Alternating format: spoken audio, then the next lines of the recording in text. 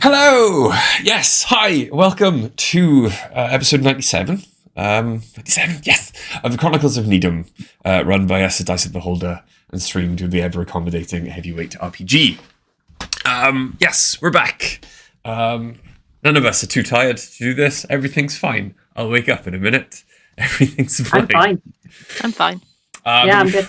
Before we get into it, a word, as always, about our sponsors. First and foremost, the wonderful and amazing Loki Battle Mats, an award-winning UK-based TTRPG accessory creator. There are many books of battle mats, little, big, giant sizes, and their modular book sets are full of amazing artwork that add an awesome backdrop to any tabletop role-playing game. If you want to find out more, please pop over to the link in chat, lokibattlemats.com, where you can find their shop and peruse their physical maps. Or pop over to Drive-Thru RPG, where you can find a lot of their digital maps available, a lot of which are available as pay as you want, pay what you want, and they are well worth spending the money on. So please go check out Loki Battle Mats, tell them we sent you, and show them the love they deserve. Second sponsor, as always, Sirenscape. Do you want to immerse your players in the world that you create for them, not just with your words and descriptions, but with ambient sounds as well? You can have anything from the roar of dragon flame, the crackling of a tavern fire, or, as always, because it's always funny when your characters get hit by the monsters, a very well-placed Wilhelm scream. But yes, please, if you haven't already, pop over to sirenscape.com, where you don't even have to register or subscribe. You can just go on there and immediately have access to 20 different sound sets where you can start your adventure and immerse your players in the world that you create for them. So yes, sirenscape.com, because epic games need epic sound. Third, last but by no means least, is the wonderful and amazing Sparky & Co., our friend, one of the fantastic players from over on our Wednesday night stream, Spelljammer. You can find many different videos of all of his work and all of his cock-ups over on his TikTok, which is Sparky_and_co, or more importantly, pop over to the Etsy store, where you can find a plethora of different minis for your tabletop needs. If you want to as well, while you're on the Etsy store and you see anything you like, please type in the code HEAVY for a barbarian-sized D12% discount. Sparky & Co. Right, and that's the sponsors. So, let's get everyone's pretty face. Well, let's get a couple more pretty faces, a drawing, and the player icon that I've made and put in place. Some people, I have to be on camera because I'm the DM. Other people came to my stag do last night, arranged by the wonderful Greg, and are very tired and don't want to be on camera. Which, considering the wonderful time we had last night and how late everyone stayed up, I'm not surprised I'm not going to hold it against them. So,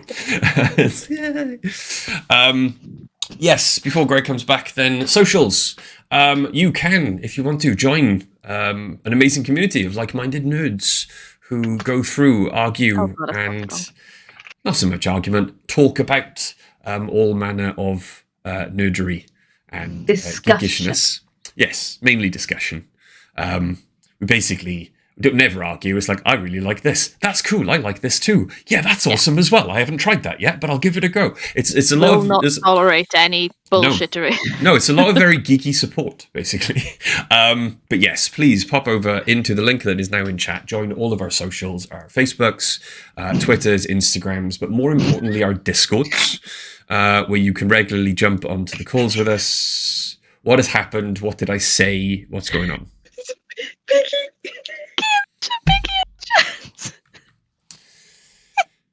I feel like I missed something. I left the HR beholder.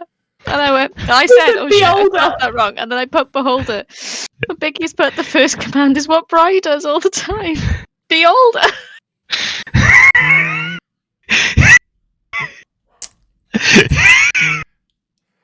He's in your house if you want to have a word with him. Slap him. Yeah, he's next door. Just go and beat him up a bit. Yes, please come join the communities where you too can join in on ripping into me because I'm old. What am I missing? Shit. Yes, right. Other than socials, then, the most important thing, or the most important announcement before we go any further into the stream. Me, I'm the most important thing. July this year, as in previous years, where the channel and a lot of the community have got involved, and Heavyweight RPG has attempted to earn or make lots and lots of money for a lot of very deserving charities with our 24-hour, our 49-hour streams, because AD was too tired to tell time. Yep. We have made around about £8,000 for a lot of very different charities. This year, we would like to try and equal that all at once. So, this year, from the 24th to the 28th of July, my birthday week, all of the players from our Monday night stream, when Glory is not enough, are going to descend on my house and are going to our house and are going to create chaos for 60 hours, 12 midday until 12 midnight. For 5 days, we are going to be playing D&D. There's 10 possible Monday nights that we can play this campaign between now and then. 10 possible sessions we have left to do as much as we Though can. some of them will be missed, and we're aware of that because of weddings and LARP and other things. There's about 7 possible sessions between now and then that we can level up as much as possible to go up against whatever AD's got planned for us for that week, and hopefully survive it. But yes, please, if you haven't already, come click on the link in chat, visit the Just Giving page, find out more about the 3 charities that we've got involved on this one: Papyrus, Shelter UK, and MS UK. If you donate at least £5, you will be in with the chance to win a lot of very different prizes. 2 prizes are both myself and AD have offered ourselves up for a 4 to 6 hour one shot for you and for you and a group of your friends. So that's 2 one shots that are up for grabs. And there are many obviously battle maps that are going to be donated by Loki Battle Mats, as they're always awesome to us when we do these charity things. There's going to be dice up for grabs, lots of other little bits as well. So yes, please pop over to the Just Giving page and donate if you can. If you can't, send the link to someone who can. I'm going to try and win the AD one-shot so I can finally feel what a deadly encounter feels like. That's fair, Greg. I get it. You know, I said you didn't need Roll20 tonight. Be nice to me. I ran your whole stag do this weekend. You did. That's over now. But yes, please pop over and get involved in the charity if you can. But yes, that's it. I believe we're done. What? Yeah. That's okay. There's no Last music week on the playing. Chronicles of Nidum, There will be music in a second. Rich Okay. forgot he was supposed to do that. No, because we were doing just the announcement. So, if everyone's ready to play some D&D, Yes, please. previously on the Chronicles of Nidum. So much happened.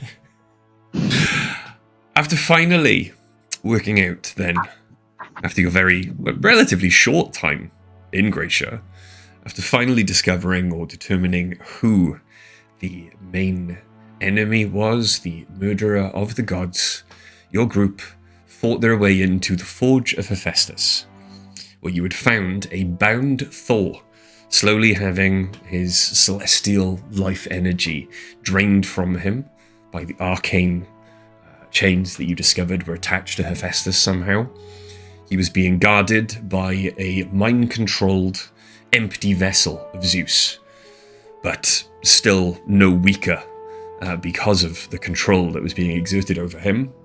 And then a angry Hephaestus, uncaring about their motives for whatever they were doing. You immediately engaged everyone in the room in battle, very quickly losing track of your old friend Sepsis, who went invisible almost instantly as soon as the battle was joined. The battle was fraught with danger. Many of you were injured almost to death, until finally, with a very... I'm going to ban that spell the next campaign, by the way. Finally, with a very well-cast Autolux Resilient Sphere, you cut the rest of the forge off from the power of Hephaestus, meaning that Zeus collapsed, Thor's chains, having almost killed him, fell away, leaving him unbound, and Hephaestus, locked in Autolyc's resilient sphere, ready to be destroyed as soon as the sphere dropped. It was at this point that, from almost as if from nowhere, two radiant lines of green energy flashed out, one striking Zeus, and the other, being aimed at Thor, ended up striking Ace as they stepped in front of their god. You turned to watch then as Zeus and Ace dissolved into nothing, turning into piles of dust on the floor.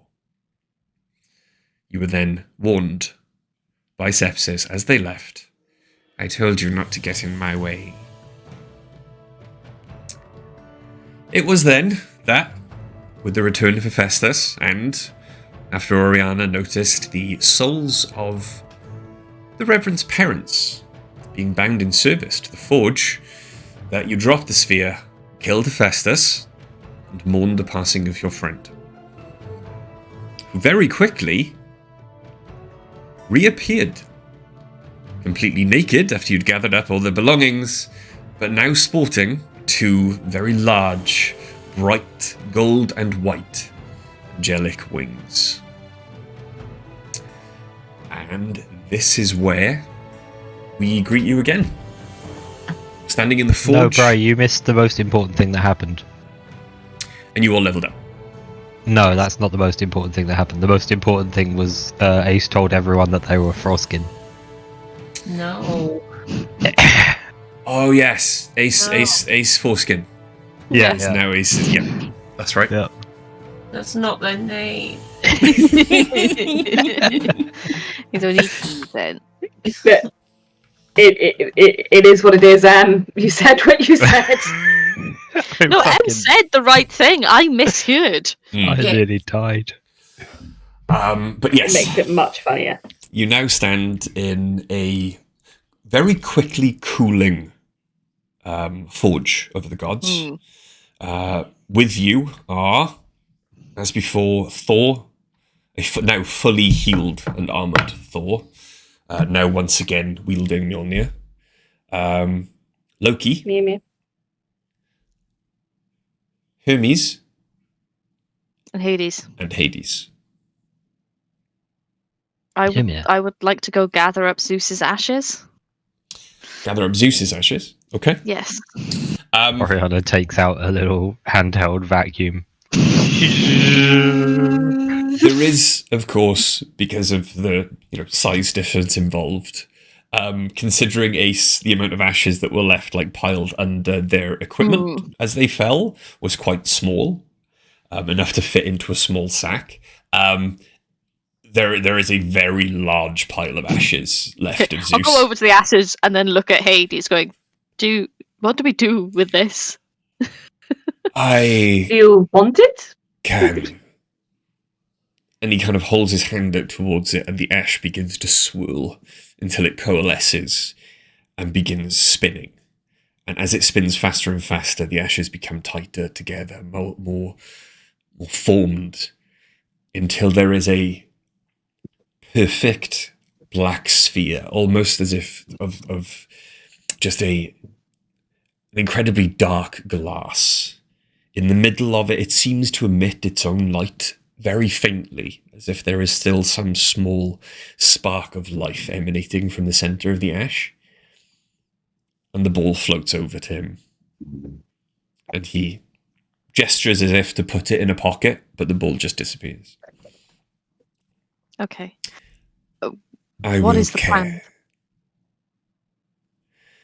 With Zeus, Yes, because obviously Olympus has no king right now. well, I would think someone should perhaps rouse Dionysus. And Hades looks towards Hermes. And Hermes is kind of, oh yes, I did it on the way back, it's all done. Okay. Is Dion- Dionysus next in line? Dionysus is perhaps the best choice considering You don't want it. considering the way Gracia has been run recently. And you don't want it. And I'm guessing Poseidon's not here? Poseidon was not trapped on this side of the barrier.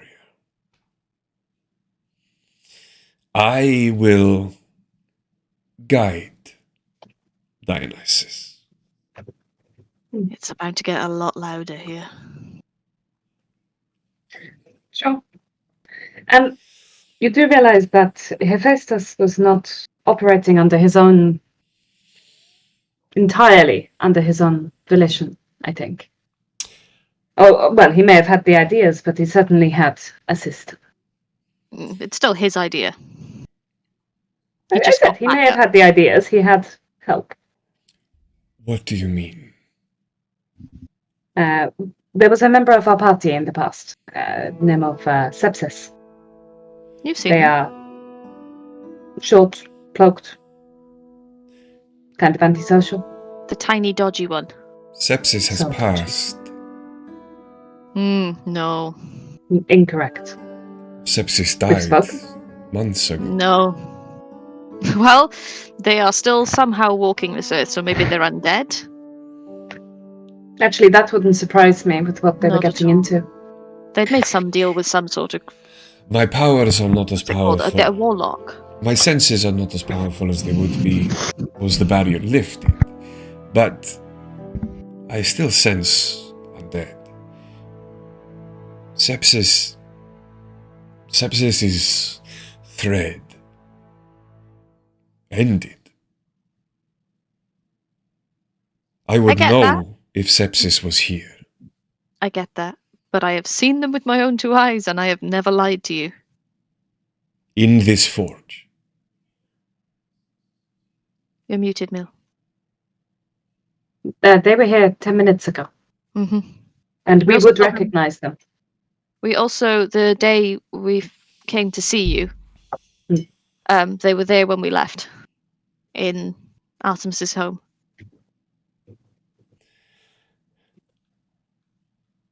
I did not think it possible, but it would appear your old friend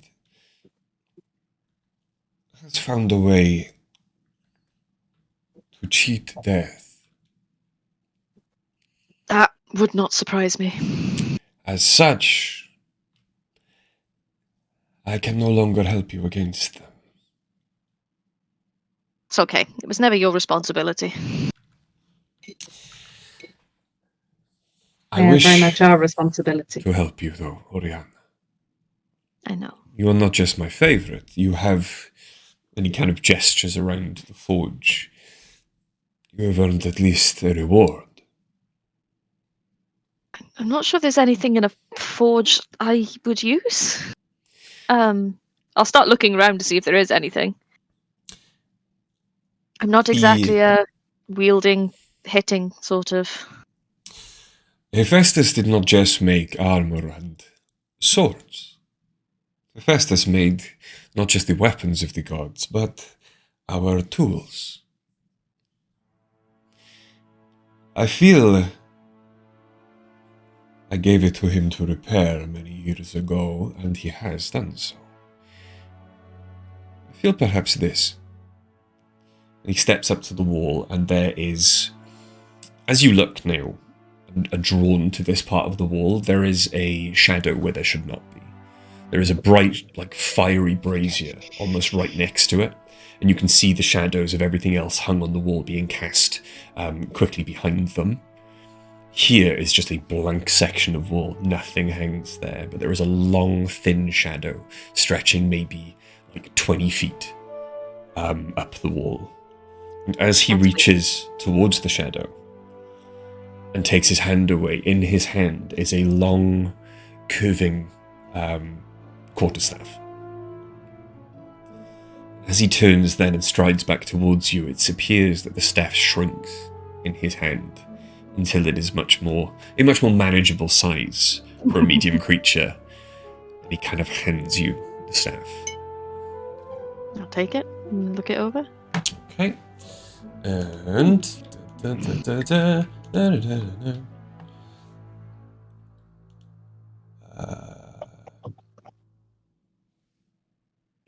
I call it? And that's what you called it.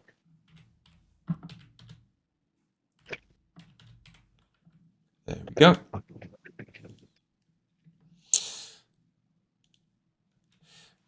Oriana? Yeah. Apart from the crown of Asmodeus,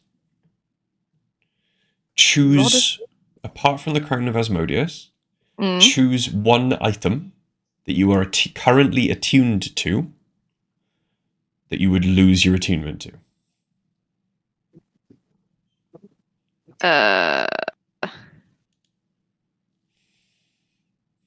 I will lose the Wand of the War Mage because I do not use it that often. Okay. You are now immediately attuned to the rod in your hand, and you're also aware of everything it does. You have been gifted the Rod of Hades. Woo. It is a quarterstaff capable of extending like an impossibly long shadow. In Hades' hands, the rod would judge reluctant dead and drag them back into his realm. When Hades would grant this weapon to a mortal follower, it would typically be to reclaim a powerful soul. He did not have the time to do so himself, or to humiliate his brother. The Crook of the Dead gives you a +3 bonus to attack, melee or spell. +3 bonus to your damage rolls, melee only, and it can be used as a spell focus. Okay. If you use a melee attack with this rod, you deal an extra 2d8 necrotic damage and regain hit points equal to half the amount dealt. Additionally, when you make any attack with the rod on your turn, you can increase the range of the attack, melee or spell, to 300 feet. This property of the weapon can't be used again until the next dusk, so you can do it once a day. You can hit someone who's 300 feet away with a melee attack if you want to. Okay? That would have been very handy in this fight, just saying. Yeah, because you are a worshipper of Hades, you gain a +1 bonus to AC. Your charisma score is increased immediately to, once it's attuned, there we go, 24. So you get a +7 bonus to charisma. And when you hit with a weapon, it also does an additional 1d6 bludgeoning as well. There we go. While carrying the rod, this isn't even while it's in your hands. While carrying the rod. You've said rod a lot of times, and I'm being so. I know. I'm being so good over You here. are, thank you. But while carrying the rod, you can use an action to cast either Circle of Death or Dominate Monster, but you can only target the undead with it. You can dominate a monster with your rod. And you can use that from the rod. The DC for those spells is 18. Once you use it to cast one of those spells, the spell can't be cast from it again until the next day. Okay, so Dominate Monster is only used on undead when cast with the rod. On that one, with the rod, it's only undead, but your normal spell list, it's anyone. That's fine. Hey, my armor class is 20 now. Mm-hmm. That's pretty damn cool. I'm going to stand there with my old staff, because obviously at the head of my old staff is the High Inquisitor's skull. And I will find a way or something to remove the skull from that staff and attach the skull to my belt instead. Because that is my arcane focus. Easily. I'm also not letting that bastard go. Yeah. Oh, it's simple enough to do. Yeah, no problem at all. Thank you. Use it well. Also, the spell used to kill Zeus and Ace. I think I've worked out how to do that. Nothing about you surprises me anymore, Oriana. I just think it would be ironic. I hope you meet them again in the future. It's like rain. I would actually I'd rather not meet them again in the future. Perhaps they could just retire into a life of death and anonymity. A life of death would be very futile, Oriana. Charlie. They're undead. And Yeah. they're undead and they belong in the underworld, and I'm going to make sure they go there. Hades now turns to you, the Reverend. You, the Reverend. Just Reverend's fine. Yeah, sorry. I know much of your people.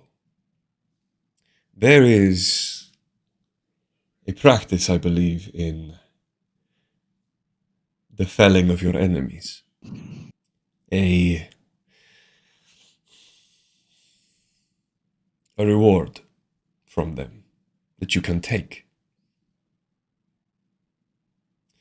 I feel that Hephaestus would have perhaps been much more difficult to kill if he had been wearing this.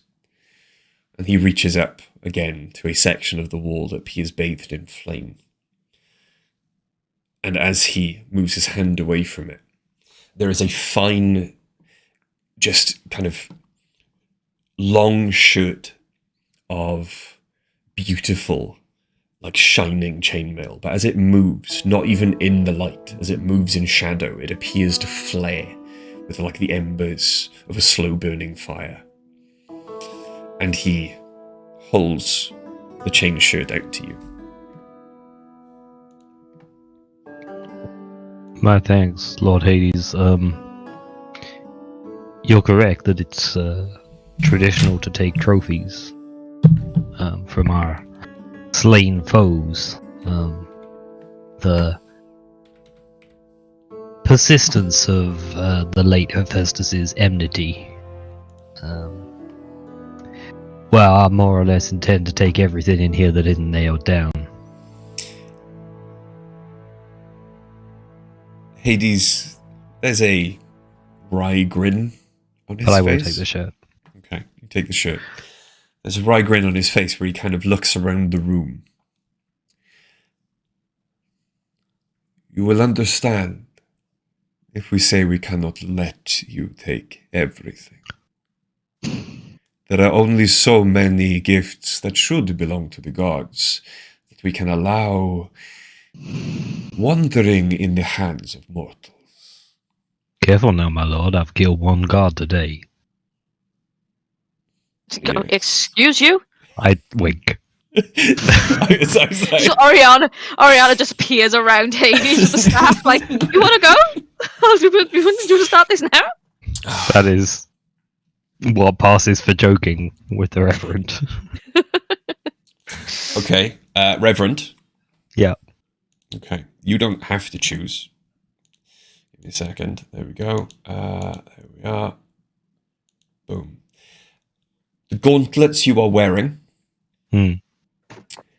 unclasp as you take the shirt. Okay. Almost as if they are ready to fall off your hands while you're holding the shirt in your hands. I will. I'll put it on. Okay. You have gained the Chain of Hephaestus. While wearing this armor, your strength score becomes 20. You gain a +3 bonus to AC.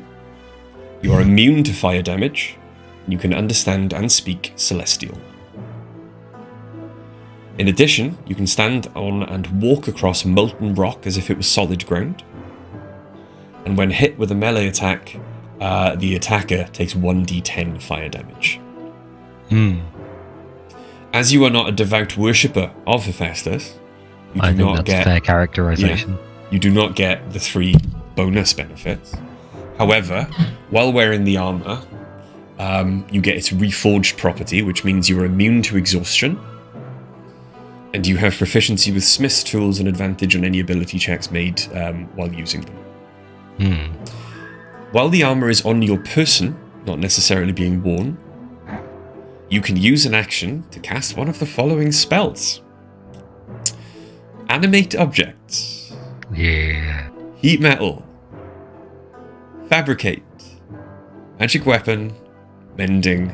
And shatter. Again, once you use the armor to cast a spell, it can't be cast again until the next dusk.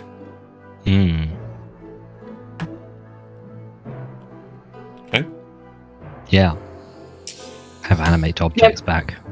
You do? Then what you need to start carrying? Coins. Ball bearings. Fucking barbarians. Just the Those That can was be all I dangerous. wanted. They can All be the very reaction I wanted. dangerous. They can absolutely be very, very dangerous. Watch if you throw them down a ramp towards lava.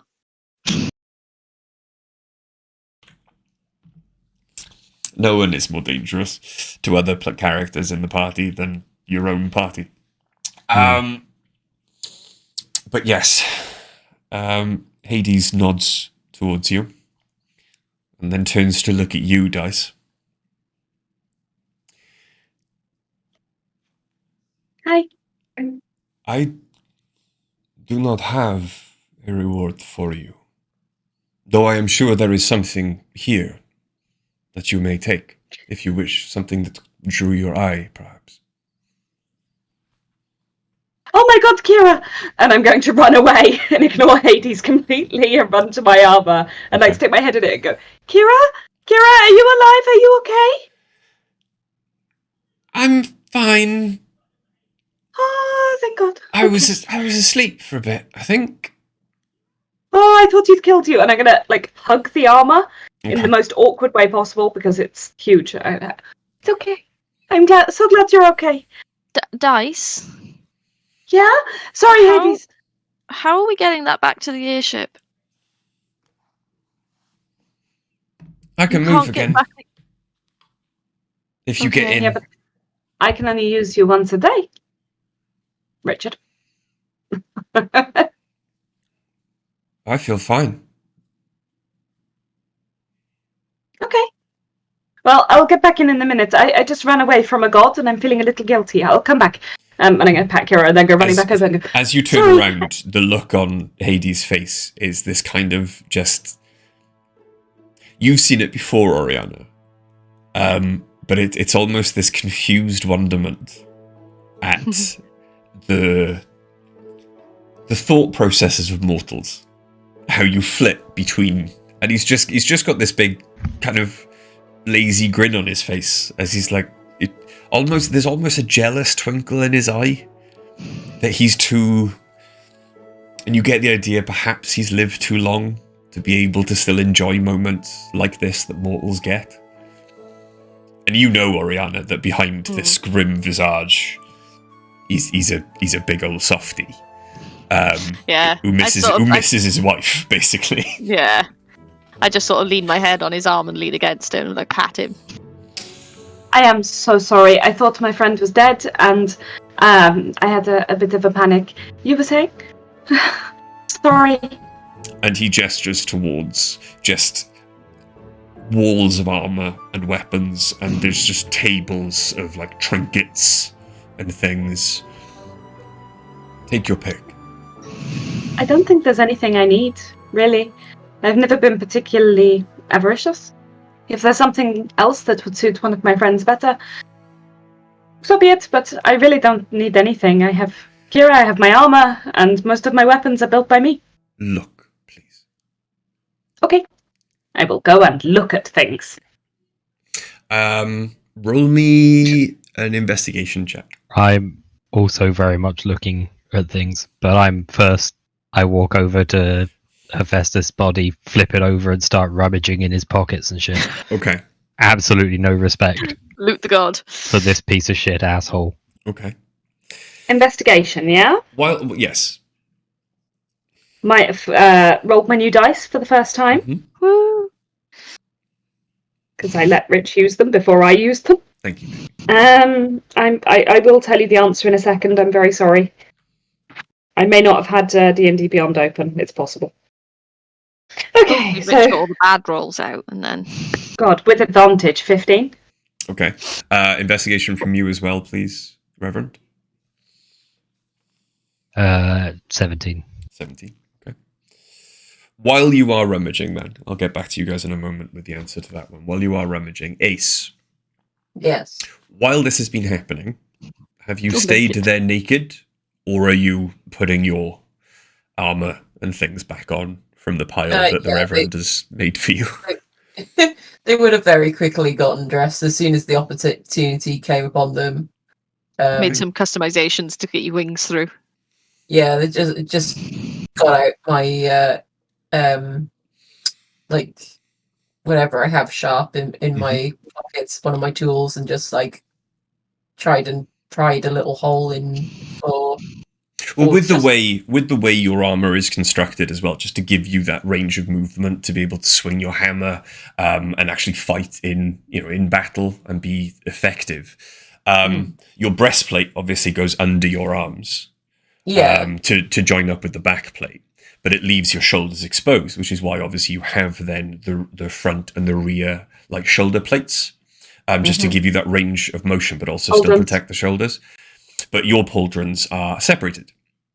All you have to do is remove the two rear like pauldron plates, and then the wings like coming from your back and spread out each side and still have full range of motion.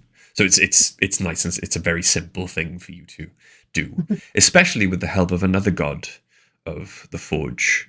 As you begin to armor yourself, you feel a quite towering presence next to you and re-armoring you then and helping you strap everything back on.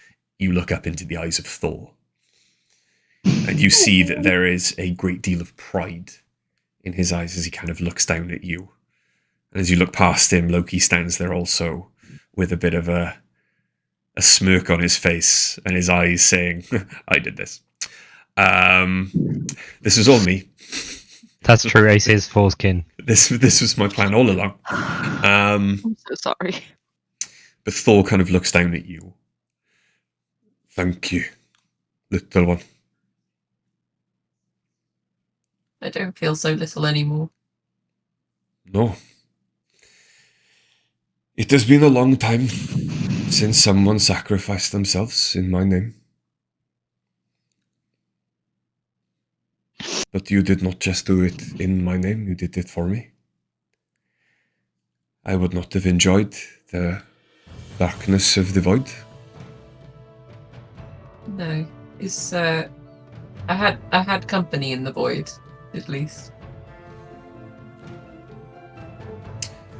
Or at least I was plucked from it quite easily. The old man is still meddling then? Yeah. He was very comforting presence.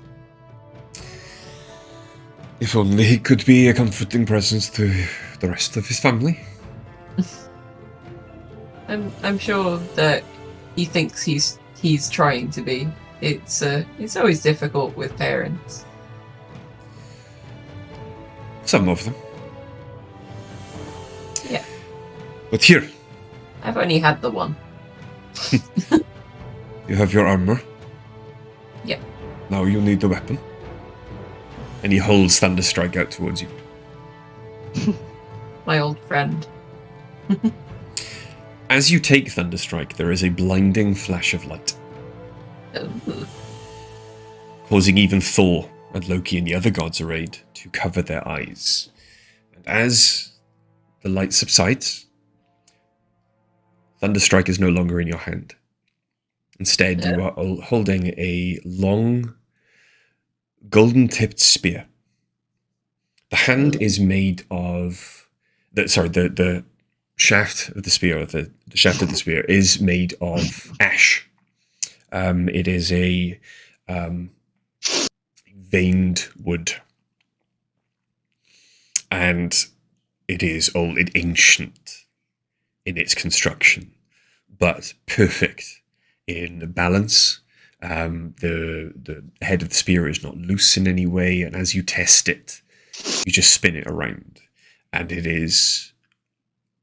it feels as if you should never have wielded any other weapon but this. You find yourself holding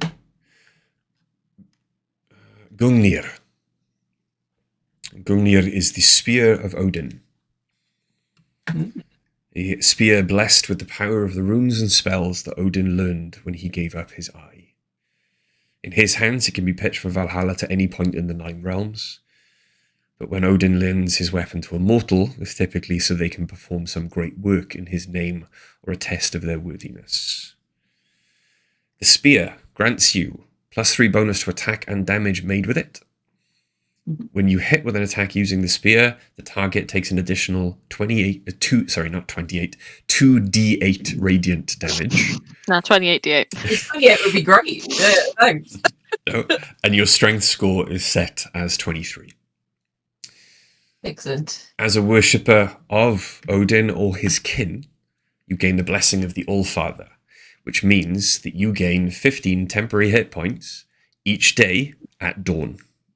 So every time you wake up, you can re-add 15 temp hit points. While attuned to this artifact, which you are now, you gain proficiency in one skill. And in this case, I rolled Persuasion. Yeah. While attuned to the artifact, your speed increases by 10 feet. And you regain, as long as you have one hit point, at least one hit point, you regain 1d6 hit points at the beginning of each of your turns. Ooh. So you have a very small regen. Yeah. It's a very helpful little regen, though. The spear, also, as a free action, can be used to cast bright light in a 30-foot radius and dim light for a further 30 feet. The light is technically classed as sunlight. When you take damage from a creature within 5 feet of you, you can use your reaction to make a melee attack with the spear against that creature. On a hit, the spear deals damage as normal, but the creature is blinded until the start of its next turn. The property of the spear can't be used again until the next dawn. The spear also has 10 charges, and while holding it, you can expend one or more of its charges to cast the following spells: Guiding Bolt, Daylight, or Sunbeam. There you go. Awesome. Thank you very much. Thor is now looking at you quite jealously. I always wanted to wield that spear as a child. He's always wanted to get his hands on that veiny shaft. On his dad's veiny shaft? I didn't describe the fucking shaft as veined. That was Bry. Yeah, okay. And as Thor kind of looks at you, I cannot actually think of someone more worthy than you. Ace is going to pull Thor in for a hug. Thor is a little bit shocked. And is even more shocked when from behind Thor, Loki also hugs the both of you. Oh. Big And family. then Thor just kind of Family stands reunion. there in this hug, just kind of like, okay. Dice and the Reverend. Dice, as you were looking around, there are many contraptions that you can see on this table in front of you. None of the armor really takes your liking. None of the weapons would be very easy for you to wield. Most of the contraptions perhaps were made by Hephaestus in recent history. They seem to be for torture or control. You can see a lot of them are inhabited by a familiar green crystal, or worked from metal Nice, man. with those crystal shards like infused into them. There doesn't appear to be currently anything there that really takes your fancy, until you feel this tickle, corner of your senses, causes you to look towards Hephaestus. Reverend, as you rolled over Hephaestus and just unceremoniously just kind of, kicking him just to get him into positions, you can kind of just rifle through all of his pockets, pouches. You find a great deal of unfinished projects. If Ace was with you, it would be very familiar to them, but you've seen it enough with other smiths you've met during your lifetime. One of his pouches is full of bits of chainmail that he has not fused together into armor yet. There's a divine leather strapping with kind of Grecian writing kind of etched into them that you know once they were part of something would create a kind of magical spell.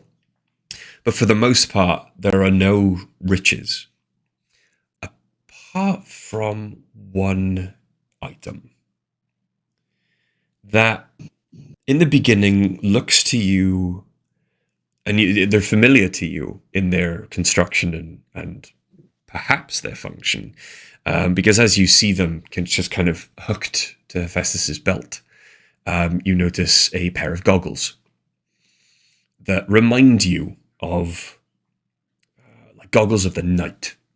They are constructed in the same fashion.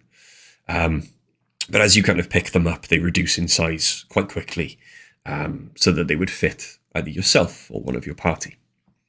These, though, instead of having the the aesthetic of an owl or a nocturnal creature, they do have something of the bird about them. But all of the feathers are made from like hammered metal or cogs or little chain links that are beautifully worked into and detailed to create this exotic bird-like face. And the lenses themselves are made from a dark, like kind of fire red gem that just kind of sits there. You, sorry, you, Dice, as you look over towards the Reverend and Hephaestus, focus on what the Reverend has just found. And they almost glow as you look at them, Dice. Ooh, what's that?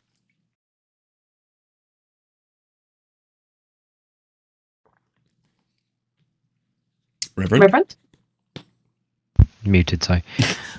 Unsure. It's the only finished thing this here piece of shit happened to have about his person. I kick him in his bum leg. Would you mind if I have a look? Yeah, I mean, I was just gonna put him on my face, but it might be better to take a more methodical approach. I mean, you can try that if you like and see what happens. It's how you get curses. That is indeed how you get curses. I'll go over and take them, but Rich, I don't have Identify on me at the moment. It's fine. So I will just sit and spend some time actually looking at them and trying to work out what they do. Okay. I'll just sit in the middle of the floor. Yeah, no problem. Ideally not in Zeus. Oh no, he's been cleaned up. We're Yes, good. Zeus has definitely been cleaned up. I would say you probably don't want to sit in Hephaestus. I could sit on Hephaestus. While Dice is looking at them, I take out the pepper box and I just shoot Hephaestus 6 times in his good knee, Okay. just in case. I move slightly further away so I don't get splattered. During this time, as you are searching Hephaestus, you in particular, Oriana, notice the growing look of discomfort on Hades' face as he kind of like silently watches what the Reverend is doing. Could you please get your friend to stop? Okay. I am aware of what has transpired, but he is moving into the realms of desecration. I am still the god of the dead.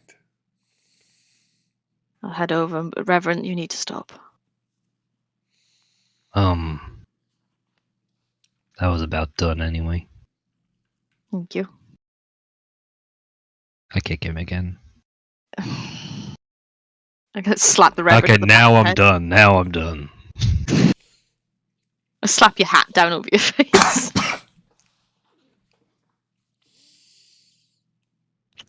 Okay, but why is that image so cute? Angry cat looking out from under. Anyway, whatever. Carry on. Just flick it up. There is a flurry of sound from Hermes as he's in close conversation with Hades, and it is too fast for you to discern words, though he does appear to be speaking, and Hades is nodding along. Before Hermes turns to you, Reverend, and smiles. And you can see it as an effort to kind of slow his facial expressions, and as his mouth opens, I am proud of you. I reply in Celestial. I'm unsure if this is a more comfortable language for you. I appreciate hearing that. And he responds also in Celestial. Those of you who don't understand Celestial, he is just talking gobbledygook at lightning speed. And it is impossible to discern probably what language he's speaking anyway. However, you, then, Reverend, you are right, it is much more comfortable and also easier for others who can speak this way to understand what I'm saying. I thought it might be. There are a lot of thoughts and not enough time to get them out very much of the time. You have done well. It was not quick enough to stop the murder of my kin, but you have stopped any more death. That is all I could wish for. Thank you. It is a pleasure to be in your service. I am glad that we found each other. As am I. Well, you know the path that I was on. I am glad you have taken so well to this one. I have much to do. I have told Hades what I know, and any questions you have, you can ask him. I will keep watch, and I will be there if you need me. Just call. I am but a quick jog away. Always. And he nods to you once more and speeds off through the door in a flash. Hades turns to you all. It would appear we have all been deceived for a very long time. Mm-hmm. I hear tell that during the fight you attempted to contact Zeus. I tried. Was there, how do the young mortals say, anyone home? No. Someone just left a lie on. It would appear to be the case for centuries. Oh. Hephaestus has been the true power in Gracia for a long time. I have lost the soul of Zeus. Perhaps it is even itself trapped behind the barrier. Or Oh. perhaps he was lost when he turned into one of his animals and visited another mortal, as he wanted to do. Zeus would feign sleep, and his soul would travel as an animal, his body left in situ, so as not to rouse the suspicions of Hera. So his body could still be on the other side, meanwhile he's trapped as an animal somewhere on this side. Well, no. His body is what you just saw destroyed. Ah. His soul is perhaps trapped somewhere else. Okay. Well, keep his body safe. I will. He might want it back. Zeus himself should be able to draw on the magics that could reanimate him. However, that is only if the barrier is lifted. I'll try. I'm determined to do it. We need to. In the meantime, Would it be bad taste to celebrate? No, it would not. I mean, Dionysus is now the head of Olympus. This is going to be one hell of a party. But also Zeus has died. There should be, I think, a funeral in his honor. And I feel like Zeus's funeral would be a party. Of course. Perhaps. I also feel, Oriana, that it is not our responsibility to arrange. We did not kill Zeus. Oh, no. Definitely our responsibility to attend. I think perhaps the funeral can wait. Until the people are eased into the idea that their god has died.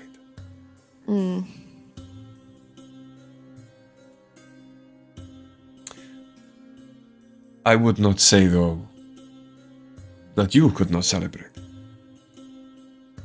There are many places in Gracia or Athens you can go to find yourself a drink, rest, and some company. I didn't mean to say that out loud. Anyway, yeah, I think we've all deserved a drink and a rest. We might need to teach Ace how to fly. Yeah. Oh my god, that's going to be hilarious. Oh, and I'll show you some comfortable ways to lie down. That would be very appreciated. I As love you- showing people how to lie down. as Can't you help with the grooming. as you think that is right about the idea of learning how to fly, you feel yourself take off very Okay. easily. The wings flapping lazily, not even like a bird, almost as if they're there for show. But you do just lazily do a twirl, fully in control, almost as if you are just walking on air. Okay. Seems like there was less to it than I thought. It's already second nature. In that case, I'll race you down. I will go a bit slower because I need to bring Kira back to the boat, and then I will come and find you. Also, Reverend can't fly, so he'll need company. Just going to be left behind. Hey, Reverend, would you like a ride? You might be muted. though. Yeah, for sure. Really? Because you didn't enjoy it on the way up. Just go- I And was I like, don't you just- expect to enjoy it anymore on the way down, but I don't want to. Ace cause might be able everyone to to carry be you. Oh, it's not delayed. fair on the race, then, is it? No, it would really ruin your race. One last thing though, and I'm going to run over to Ace and then jump up and fly to Ace because Ace is in the air and give them a really big hug and go, I'm really glad you're not dead, I was so worried. I'm glad too. Although, not sure about the whole not dead part. Okay, I'll give Ace the pouch of ashes that I collected up, and I was like, oh, As you do souvenir so, of your former self. the pouch does feel a lot lighter. Ah, okay. And as you look inside, there is nothing of the ash that was left of Ace's body. Appreciate the sentiment though. Also, Well, we're gonna Ace, leave you here. as you're putting everything back on, Ace, you have noticed, by the way, your winged boots won't stay on. They won't stay on. And you cannot clasp together the belt of giant strength. makes sense. So I'll hold them out to. I'll hold the boots firstly out to Rev. That So, would be fitting. Would these be handy? I'd have to move some things around. I'm not sure I could. Well, yeah, I could probably replace my current boots. It would be useful to have you able to fly with the rest of us. You could join the race. Yeah, You it know- would take me, I imagine, about an hour to be able to have them function. Hey, speaking of magical items, Dice, did you find anything out about those fancy goggles? Oh yeah, I don't know. The DM never told me. Do you have identify as a ritual dice? No. No. At the moment, I don't have identify prepared at all. Okay, no Because, problem. funny enough, it wasn't top of my list of things to do today. Roll me an Arcana check then. Okay, that I can do. I just Fine. like the idea of Ace and Ariana flying side by side with a tiefling and some celestial looking version. Just chilling out together. Standard Arcana check, 28. 28? Yeah. That is over and above the highest bracket of what I It's needed dice. you to roll. Okay. Dice is an overachiever. It's fine. As you are examining these goggles then in one hand, from your other hand, there is a kind of almost like a twitch, like a vibration, like your hand goes into spasm. And your ring of free action falls off.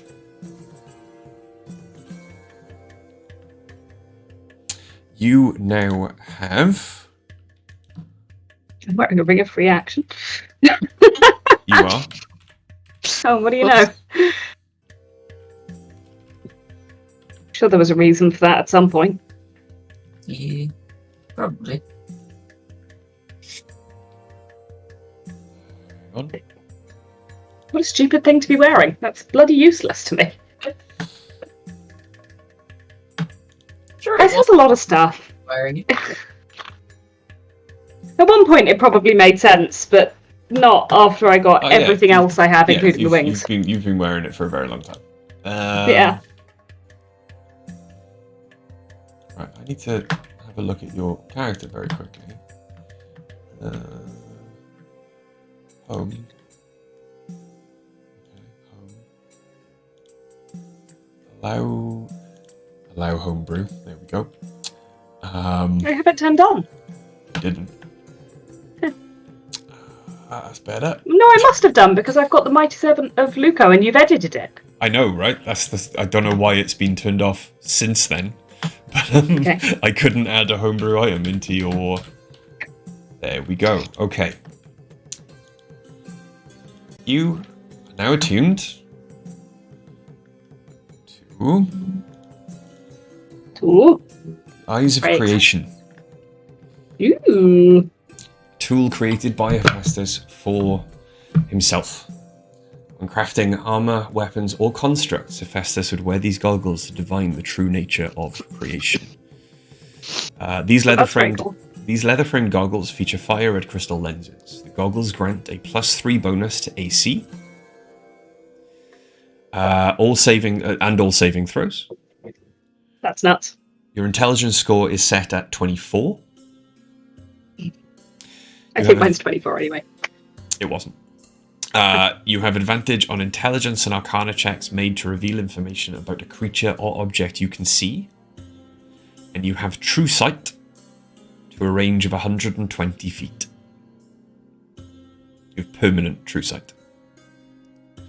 In addition, Okay. you can cast the Identify spell using these goggles instantly and at will. Nice. While wearing the goggles, you're immune to psychic damage. Additionally, you have advantage on saving throws made to continue concentrating on a spell. Very cool. While the goggles are on your person, you can use the action to cast one of the following spells: Animate objects, heat metal, fabricate, magic weapon, mending, or shatter. Perfect. However, I will... do I need to update my savings and attack rolls? Because it hasn't gone on automatically. And my intelligence hasn't gone up. You refresh your page. I have. Okay. I've gone back out and back in again. Uh, We will fix that later. It's okay. Hopefully we won't need them for today. Yeah, it's not urgent, but I'm going to take them off anyway for a second. go into them and click attune. Okay. I'm going to take them off for a second anyway, Okay. and go over to the Reverend, Mm-hmm. and I'm going to explain what they do and say, but of course you found them, so find the keepers if you want them. You actually, sorry, I apologize. You know instinctively that only an artificer would benefit from them. That the Reverend does craft armor and construct. No, he does. That's fine. It's a roleplay thing. Let me do my thing. Yeah, bro, I'm not gonna take them. Greg's not gonna You take them. don't have to protect Millie from me. I know. I'm not a total dick. It's just a roleplay moment. You're ruining my roleplay. Leave Sorry. alone. They suit you better. You keep them. Thank you. I'm not sure they do. I mean, they're very so red. They do. They do match your clash. hair. That's a much nicer way of saying it. Yeah, I can incorporate them into the armor at least, so they'll Suck be a fuck, behind bro. the You're not visor. here. You can make it work. I'll come up with something to conceal them within the armor, so it's not quite as They look like a bug. So, back to the airship. Well, if you and Ace want to find somewhere to drink, we can come and find you. I just need to drop Kira off. Okay. Do you fancy a drink, Ace? Yeah, that sounds pretty good. I don't know how I'll react to it, but we can see. Drop me a message when you work out where you're going to be. Yeah, I will. And that is something I want to test out. I'm going to turn to all of the gods and go, I'm guessing you don't want to join us, but you're more than welcome. Thor and Loki kind of look at each other. And just drink. Mhm. Drink. And they just nod and just like move to join you. And I turn to Hades and like, not your thing. I have a great deal to do. Yes. I will contact you tomorrow. Anytime. Okay, you two know where to go drinking, so you lead the way. Hades walks into the shadows forming in the forge and just gone. Cool. Um, I'm used to him just disappearing on yeah. me, so I'm like... Thor and Loki kind of look at each other again. Race? And Loki immediately, in like a blinding flash of light and darkness, turns into a winged serpent. Right, we don't know where the finish line is. About like 8 feet long, and just bites Thor on the ankle, causing a yelp from Thor as he just holds his ankle, and then Loki just flies out the door. Okay, I want to take off after him and see if I can grab him by the tip of the tail. Okay. Thor shouts a challenge, but you can see there is a smile on Thor's face as well. And as he holds his hammer towards the door, there is a blinding flash of light and a crack thunder that follows lightning, and you can see a lightning bolt where Thor was, or originating from where Thor was standing, just flash out the door to give chase to the serpent. Oriana, roll me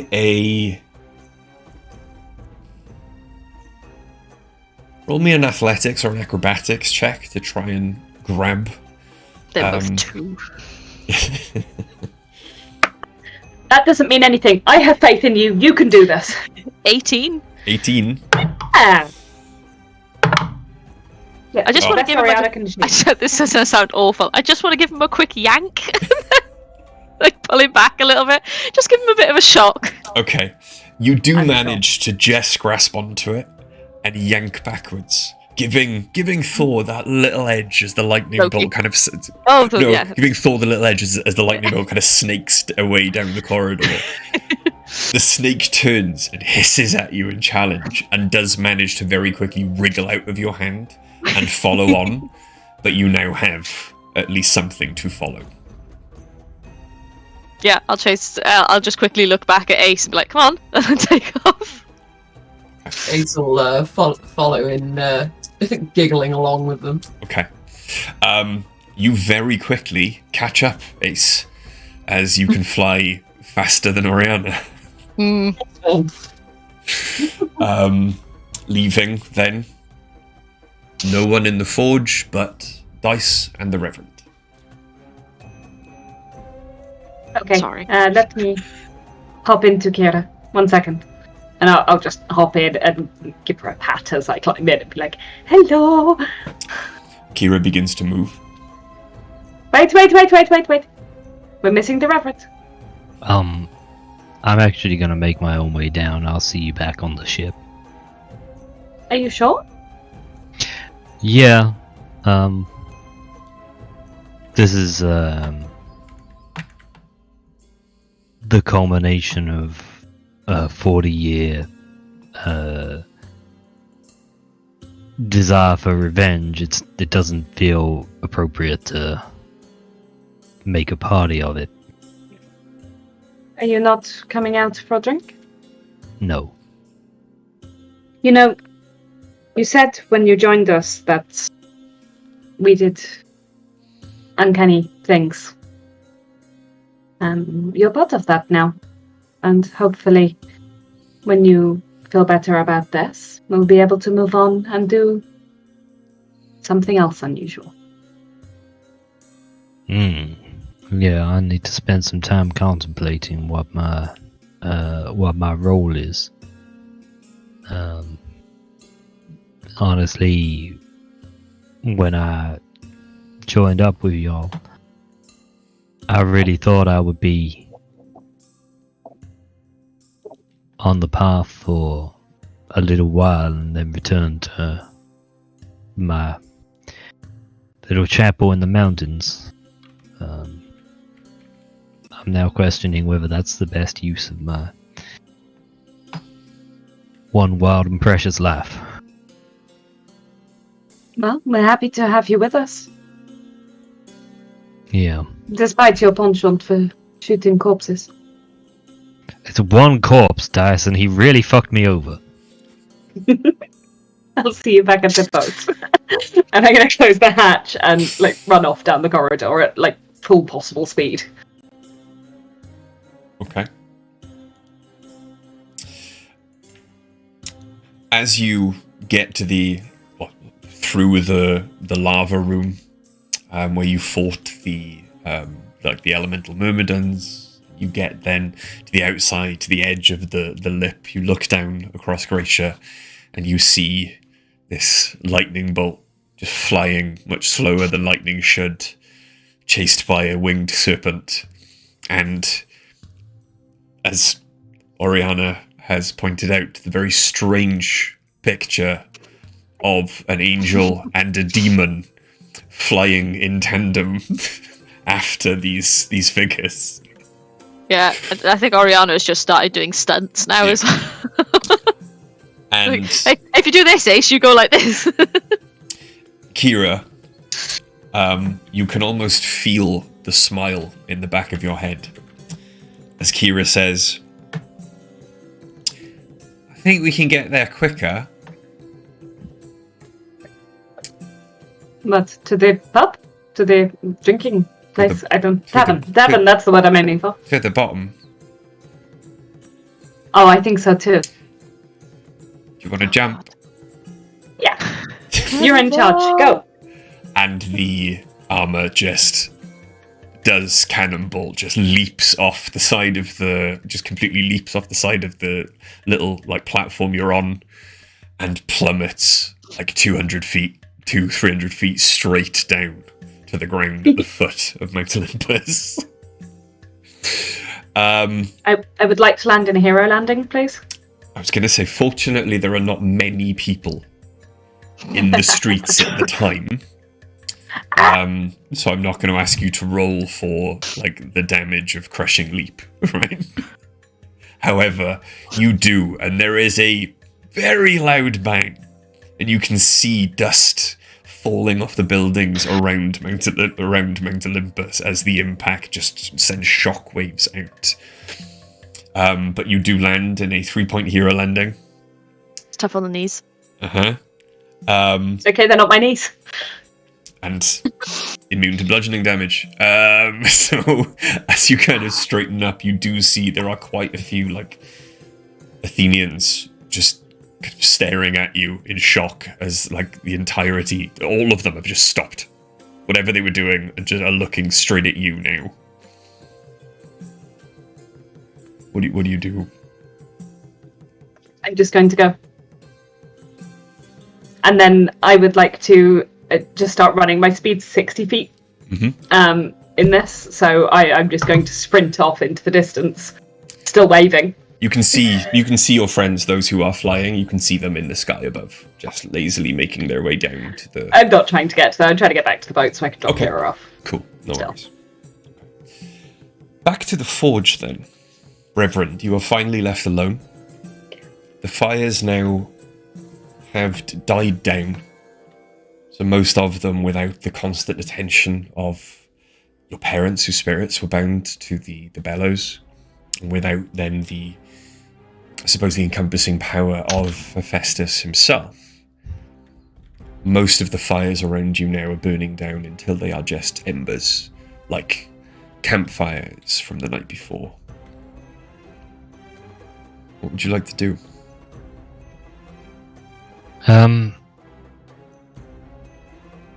I think I'm just gonna take some time to wander around in here.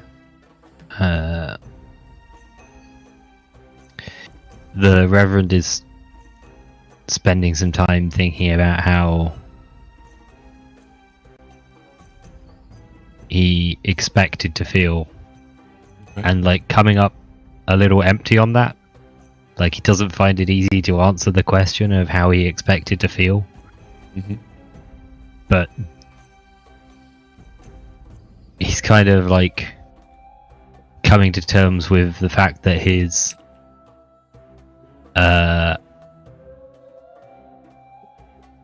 one central goal and the thing that he expected to end his life doing, he's survived now, and he has to come up with some new purpose.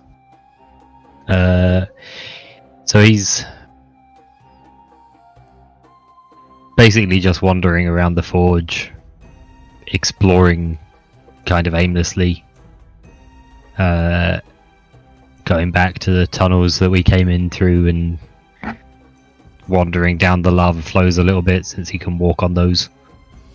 As you do so and get closer to them, they are warm, they are hot, obviously it's lava, but it is almost a comforting warmth to you. As if on a hot day you were suddenly welcomed like a gust of cool wind. But it does not burn you, it almost refreshes you. So basically just exploring, seeing if you can find anything that's worth paying more attention to. Trying to basically procrastinating leaving and getting on with having the rest of a life. Roll me an investigation check. It's also a 17. 17? Yeah. Okay. It takes you a while in your wanderings as you move to and fro through the forge. You find nothing else but what you saw, really, in the main forge or temple of Hephaestus. But it is then, as you are walking down the banks of this river, perhaps taking a step onto the lava, and you notice that even though the lava flows, it seems to flow beneath your feet. So you are not carried with the flow of lava as you step onto it. It is almost as if you were just stepping onto solid ground.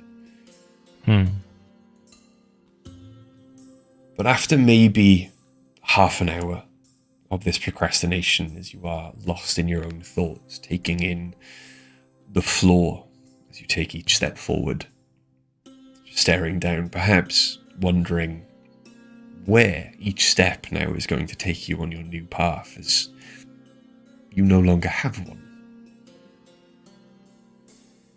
You begin to notice strange items, or the remnants of strange items. You notice half-burned kind of bundles of incense. There is a brass pot that is kind of half buried in volcanic ash. Roll me an easy Arcana check. It's gonna have to be. 15. 15. Yeah, I don't think I have anything to add to it. Actually, 14. 14. So -1. That's fine. Not being too versed in the way of arcane magic, you have, especially since obviously coming into contact with your new companions, you have been in contact with it. Not so much of the ritual casting, though you have had experience throughout your long life. Looking at this, it appears to be like you know of rituals. Not so much as easy as Oriana finds it to message across great distances, but you know of rituals to do with communication across great distances, or to different planes or demi-planes. And you can see here that a lot of this appears to be or have been used for the same kind of ritual. Some of it, in fact, even still glows, or you can get an arcane essence, almost like a footprint from it, of what it might have been used for. They don't appear to be touched with any kind of divine or celestial magic. And as you look around, you notice that the area you found them in is quite out of the way of the rest of Hephaestus's forge. As if perhaps someone was sending messages in secret from this location to somewhere else.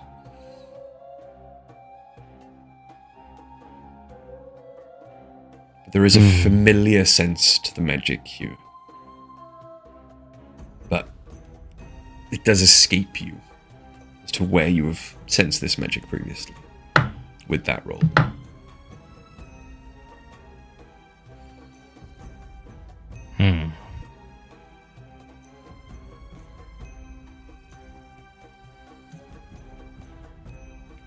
Interesting. You do think that perhaps someone more versed in arcane castings, Yeah, of course. if you gathered up these items, may have a bit more insight. I was wondering if I would have to bring someone back here. No, the items are like just they're cast about as if thrown willy-nilly, trying to hide them and keep them out of the way. But you could probably gather them up into a pouch and take them with you. I'll do that. And then I'll spend some time attuning to Ace's old boots.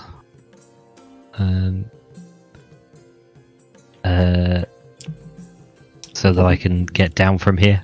No problem. And I'll head back to the ship, as advertised. Okay, no problem. So, while everyone then is off going to do their own thing, at least until Dice then finds out where Oriana has ended up and goes to join them, I think, because it's 9:30, we'll take a quick break there. We'll be back in about 10-15 minutes. Please don't go anywhere, and if you have to, as always, bring someone else back and get them to watch us as well. But yes, we were going to take a break now. We'll be back in 10. See you in a bit.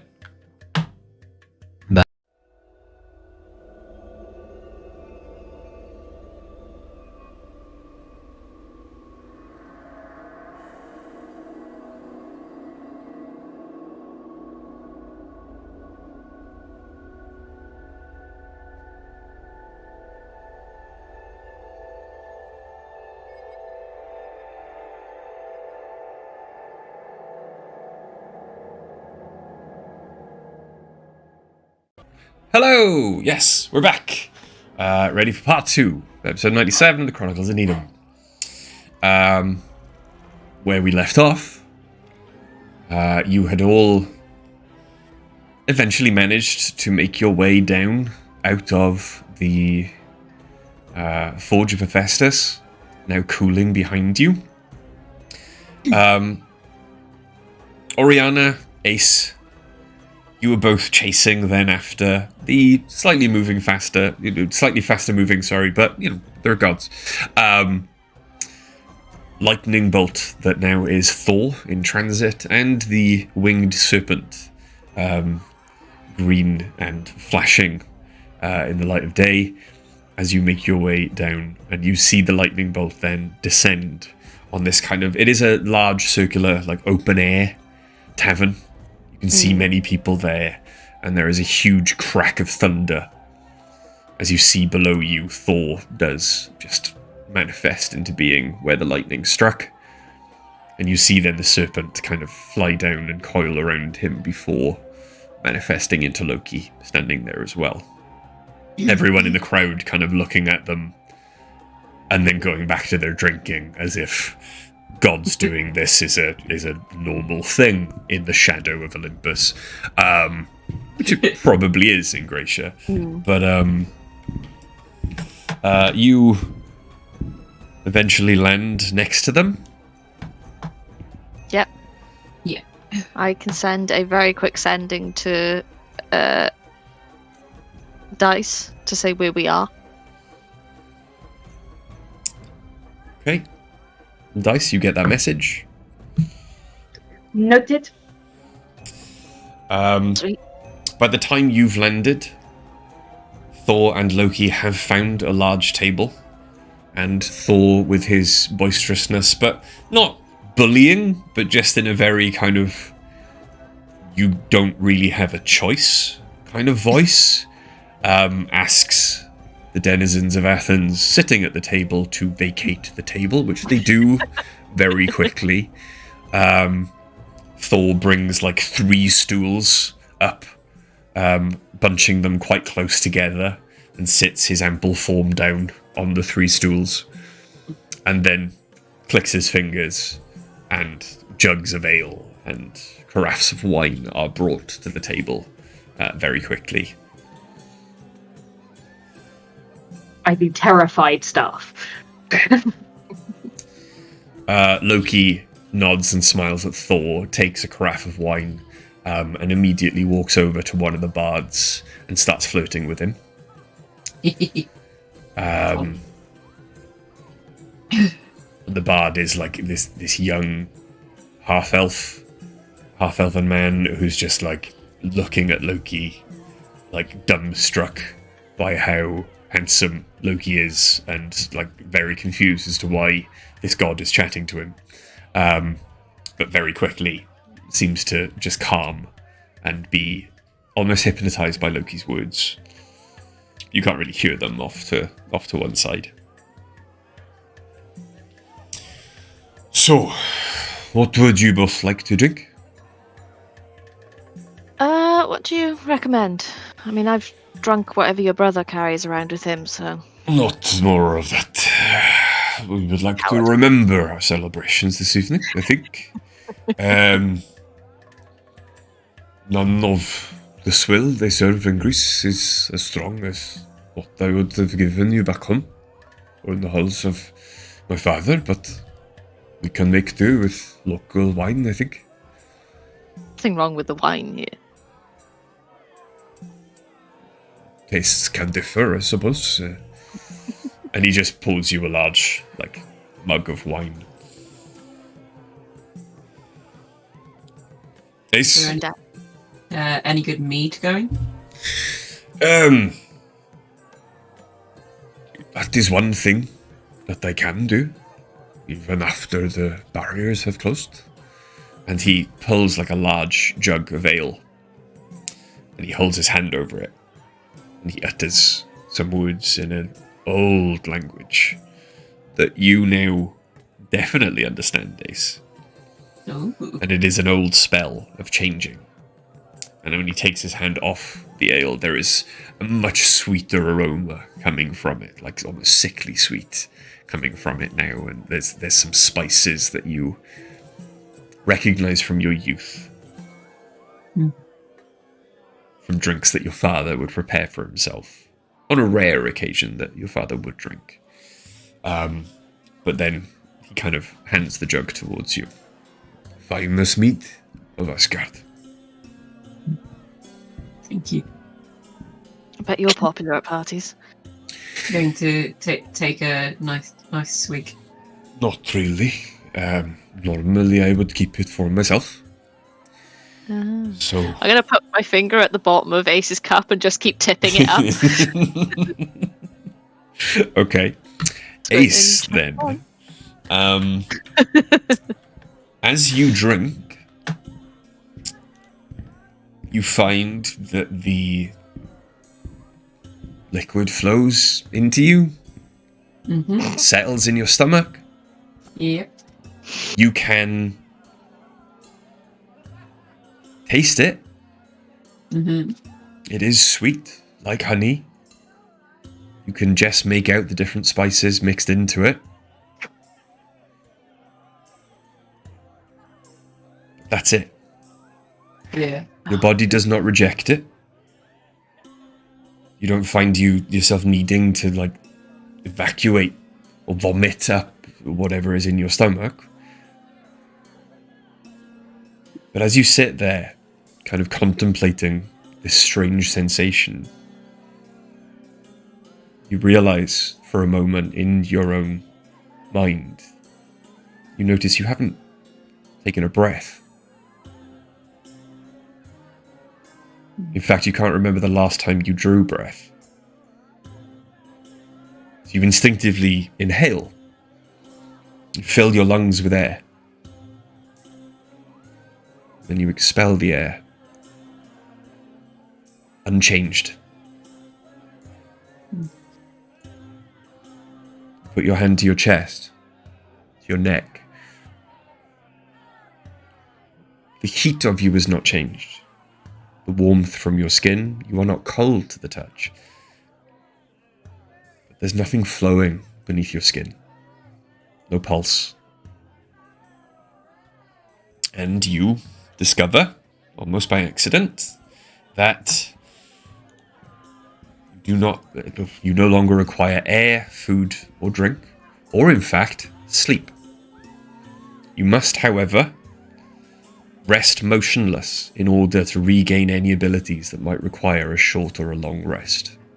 You can, however, be awake and alert throughout the entire rest. Nice. Also, because you find that your body really isn't taking in any of this meat, you can enjoy the taste of it. Won't get drunk. You cannot be poisoned. Ooh. You're immune to poison damage and the poisoned condition. Ooh, that's handy. It was very handy for yesterday's game. Oh yeah. Like you fall into a pit trap, you take 11 piercing damage. Ah, that's fine. You take 37 poison damage. What the fuck? Be like, yeah, I'm only a kobold. But yes, you can enjoy the taste of it, but unfortunately, you find yourself unable to get drunk or, in fact, process the mead you are drinking. And as you kind of look around and catch the eye of Thor, roll me an insight check. Okay.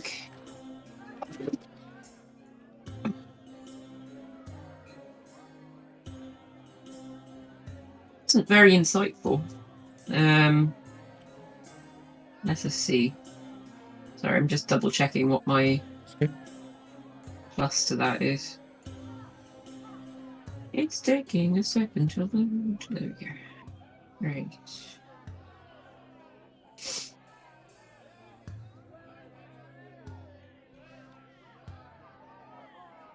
That would be. Is it intelligence? That? No, insight. It's a skill. Right, sorry. Yeah.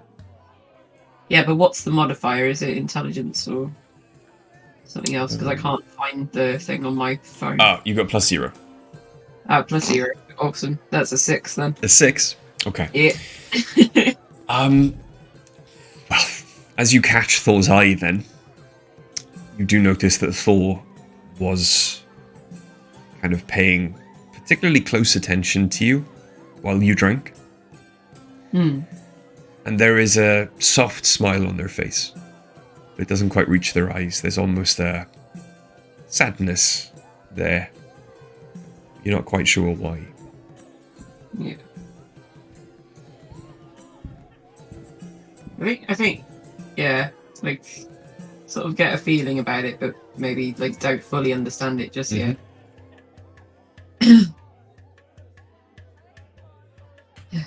So, Ace will continue sort of sipping at their mead. you have all slain gods? Yeah, apparently. There is a way in the world. A secret language spoken by the rocks and the trees, the birds in the air. When a mortal slays a god, others begin to notice. There will be those that are more fearful of you now. But by most, you will probably still be hailed as heroes. There will be many stories written about you, songs sung, many drinks raised in your honor. Oh god, there's going to be more paintings. Paintings? Don't ask. Don't ask. Why are there paintings of you already? Yeah, there's a small village. A few days from here. Quite a few days from here. It's run by an elf. Part of my little polycule, who has commissioned paintings of us after we rescued her. I must visit and take in these paintings. Oh god, please don't. Sounds like it might be fun. It's a lovely town. There's a really sweet guard who, if that's your thing. Anyway. I think it might be more Loki's thing. I think everything's Loki's thing. Yeah. As it is mine. Well, yeah, same. I am thousands of your years old. You do not think I cling to strange, old-fashioned, or your mortal sensibilities of straight or gay or... It's just not that this mortals. I will drink to that, and you know, yeah, cheers. cheers to you. Speaking of mortal, Ace, do you want me to contact Alan? it's going to be. I'll think about what to say first. Okay. It's been a while. Oh, yeah. A It's lot's happened. It's been such a while then. I was thinking, who the fuck is Alan? It's And then Dandelion. I remember now. There's Daffodil. no Dandelion. Dandelion, okay. Dandelion. See, I can remember events. I can remember everything you've done. Just can't remember names. I'll remember the romances, it's fine. Except I never remember Dice's girlfriend's name. It's okay. Me neither. Sarah Hesh, Sarah by the way. Hesh. Sarah Hesh. No, there's a lot has happened. A lot has changed. So that's going to be might be better off as a letter. Yeah, I possibly. can find out where to send it then. Yeah, It's going to Hermes. be more than Oh, I'm not 25 there. words. yeah. I'll think of what to say first. I think. Yeah. In the meantime, it looks like that meat has had 0 effect on you. Yeah, I'm. Yeah, I'm there's taking- no like flushing to Ace's cheeks or anything. There's Which does mean I can't get you drunk anymore. Yeah, there's pluses to this. For you, maybe. Where's Dice? I want to get drunk with another mortal, because I can't outdrink him. I just point at Thor and start looking around. you can always have fun trying. Pass me Loki's cup and I will. I'm not trying to kill you. Hasn't killed me so far. You hear a voice from behind you Hmm. as you say this. I do not think there are many things that could kill you. Yeah? And you Check to see turn, who. and there is a beautiful red-headed elven woman in black leather armor, much too warm for the climate, standing there with a drink in hand. Natasha is there. Hello, sweetheart. And she sits down next to you, puts her arm around you, clinks your cups together. You have done much since last we spoke. Oh, yeah. A lot. We've got a new friend. A different cat. And Ace is sort of undead. You look much better than a lot of the other undead I have seen, Ace. Thanks. I like these, by the way. They Pointing at your wings. yeah, they've been a lot easier of an adjustment than I thought they would be. Though I do prefer my wings less angelic. She kind of bumps your shoulder. I've got my arm around her waist already. Like, oh, where are my manners? Thor, Natasha, Thor. Thor kind of nods to her. He's one of the reasons I am here, but it is always nice to see old friends. Of course. And over there is his brother. We have met. I am not surprised. We- How is Lester and everyone? Lester, I am not sure, but we have at least one friend who wants me to say hello.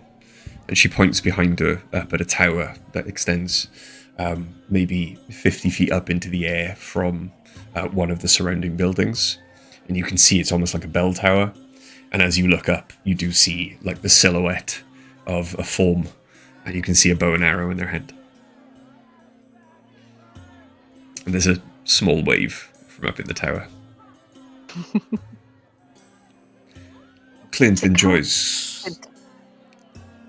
Clint enjoys watching. Right. I suppose he's still a bit young. Though not inexperienced. Not going down that road. Anyway. Are you here for long, or? How long until I can convince you to travel back to Paras? Oh. This is why I am Right. here. Okay. I put my drink down on the table. I'm like, what's happened? What's going on? Oh, should we wait till Dice gets here? Perhaps. And I'm with just gonna that, light my. yeah, you light your pipe. Yeah, I light my pipe. Dice, doesn't take you long to make your way back through Athens to the obviously to the airship. It's very easy for you to walk through the streets. People seem to fall over themselves to get out of your way. Yeah, I'll do a couple of little jumps along the way, like the happiest robot you ever saw, while making sure not to crush anyone. Okay. You do see people kind of like... Nice. Every time you land, there's a bit of a unsteady shake in like the nearest people's feet as they kind of look around. But yeah, you make your way back to the airship. I'll jump up onto the deck Okay.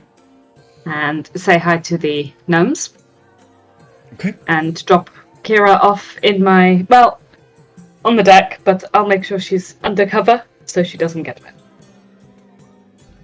Okay. Because, you know, polite. By the Kira, time... thank you. Sorry, I was going to say by the time that happens, you do receive the message from Oriana saying where they are. Kira, thank you for your help today. I kind of feel like I was pretty useless. Wouldn't do anything. Nope. Without you, we would never have gotten the Reverend up that cliff. And the heat from the lava would have affected me much more. And in that fight, you were invaluable. And it wasn't your fault that you weren't involved in the second fight. At all. I just went to sleep, I think. No, Hephaestus made you sleep. Ah, It wasn't your fault. the big red bloke. The one that was dead at the end. The Ah, Reverend shot him in the knee. remind me to Repeatedly. say thanks. I will. And I'm sure he'll appreciate that. Don't think He's that coming was back. a sleep I was going to wake up from. I think probably not. Thank you for bringing me back.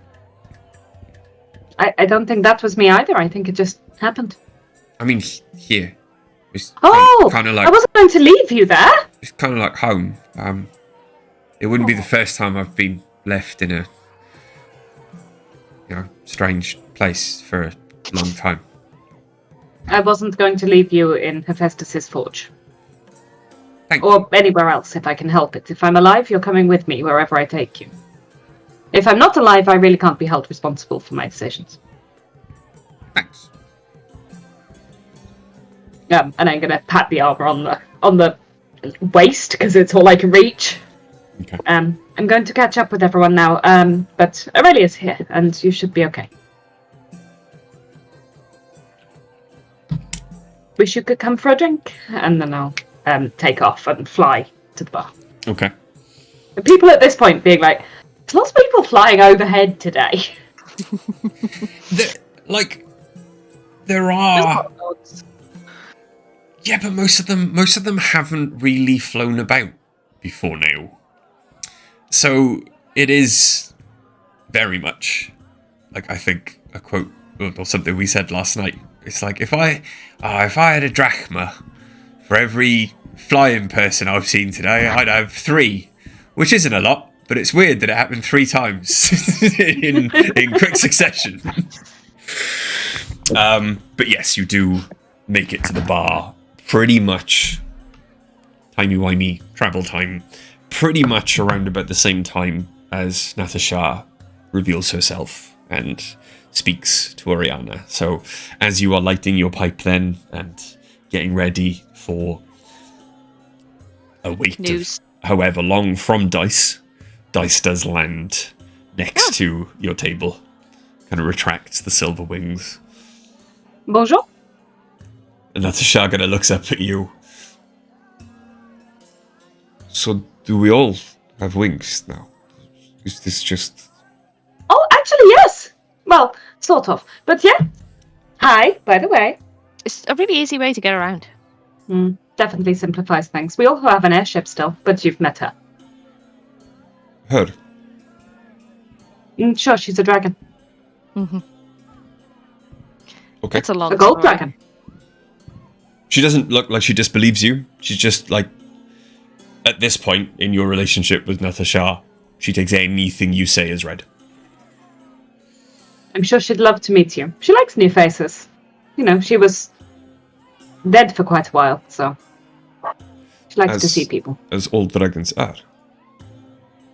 She's not dead, she's an airship. Semantics. So,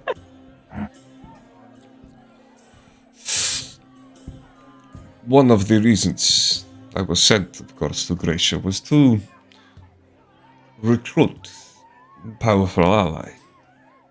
And she kind of gestures towards Thor. It was discovered as soon as we got here that powerful ally was chained to more powerful foe, shall we say. Not more powerful. More tricksy.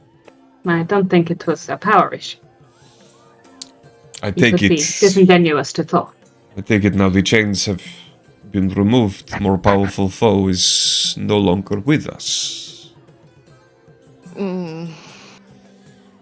More powerful foe is, You remember sepsis? Da. They are a problem. they are Sepsis. A cheating death kind of problem. But they're so small.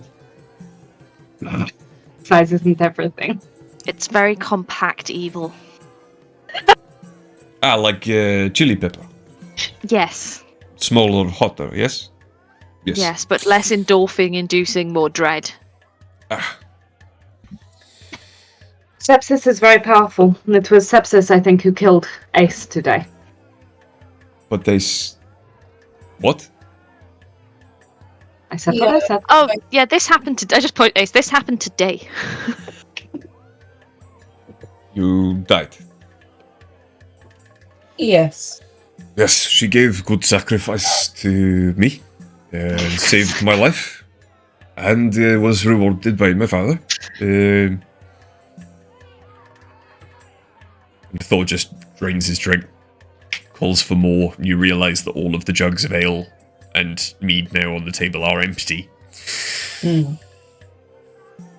As you've been taking like swigs of your drink, Thor's swig is like an entire jug, and then the music slightly changes from Grecian, and there is a little bit more of a Northern European kind of rhythm to it. And as you look over now, Loki has taken this bard's instrument and is showing him how to play like a different song. And his fingers are just kind of dancing along the instrument, playing it perfectly. And all of the other bards are kind of taking note from him. I sort of side-eyed at my flute, and I'm like, I won't bother. As the drinks come back to the table, I am going to snag a cup of something, anything, to drink before it escapes again. So, you died, but you got better. That? Sort of. I think maybe you could explain this better, and I turn to Thor. Ace is now worthy. Ace was always worthy, but Ace truly proved their worth. So now they are a servant of the gods. They have been given a great fate, destiny. Their skein has been changed, so that now they will help ferry the worthy souls to Valhalla, and punish the other souls by dragging them to Niflheim.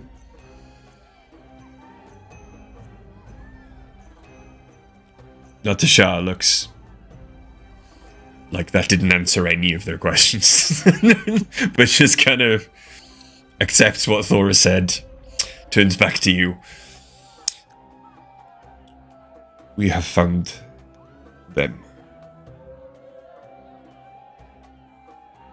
Them? Looks at the confusion on all of their faces. We have found the remnants of the Inquisition. Oh. Right. And I'm guessing the High Inquisitor. Does this mean we get to kill him? They were last seen in Londinium. It is where largest inquisitorial temple outside of Paras sits. I believe you have seen it. It is next to Yes. Knight's Temple. Yeah. But you don't know exactly where he is Nice. now.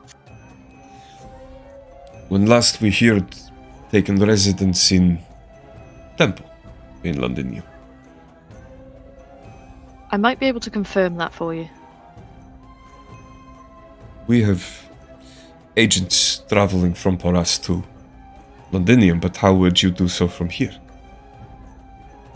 So look between Dice and Ace. Go, okay, don't be mad. I never removed my blood trace. I had yours removed, but I kept mine. But I also gained the ability to Uno reverse it. Uno exists in this world now. It seems rational. I can use mine to find out where he is. He will, however, be alerted to wherever I am when I do it. I'm That's feeling like it's going to be less of an issue for us now than it was. Maybe.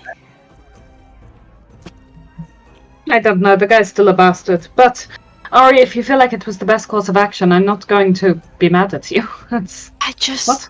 figured it might come in handy. And I see, also, it will. it would. If he tried to find me with it, I would know as well that he was searching for me. Has he tried? Not that, no. I was about to say not that I'm aware of, but if I'm not aware of it, then it's not happened. Then the guy is a fool. And what's he going to be able to do? Tell that we're in Gracia? Okay. So what? And well, I mean, Inquisitor, he could probably attack Gracia, but I Okay, think he's got bigger priorities than us. I would agree. And I don't think it was a bad idea. Thank you. It was a risky idea. But risks are okay. We were on the move at the Anyway. time. I could do that. I can confirm if he's there. I mean, I think that we might have to work out a way where I could look at a map to pinpoint it, maybe? I have a map. I don't know if it's one I can show you, though. Rich? You can You still have the book, don't you? in the book Yeah. you can call whichever map you want to be visible to everybody. Okay. So I'll call up the map and pull the book out of my bag first. Call up the map and yeah. Be like, yeah. Okay, but if I do this, he's going to have a chance to move on and move somewhere else. That is true. Natasha, how do you feel about that?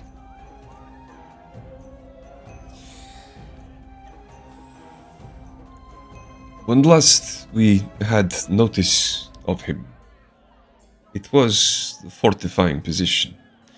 There are not many places further afield than Albion that he could fortify position. I do not know where else he could go. Okay. So I can So- confirm if he is there.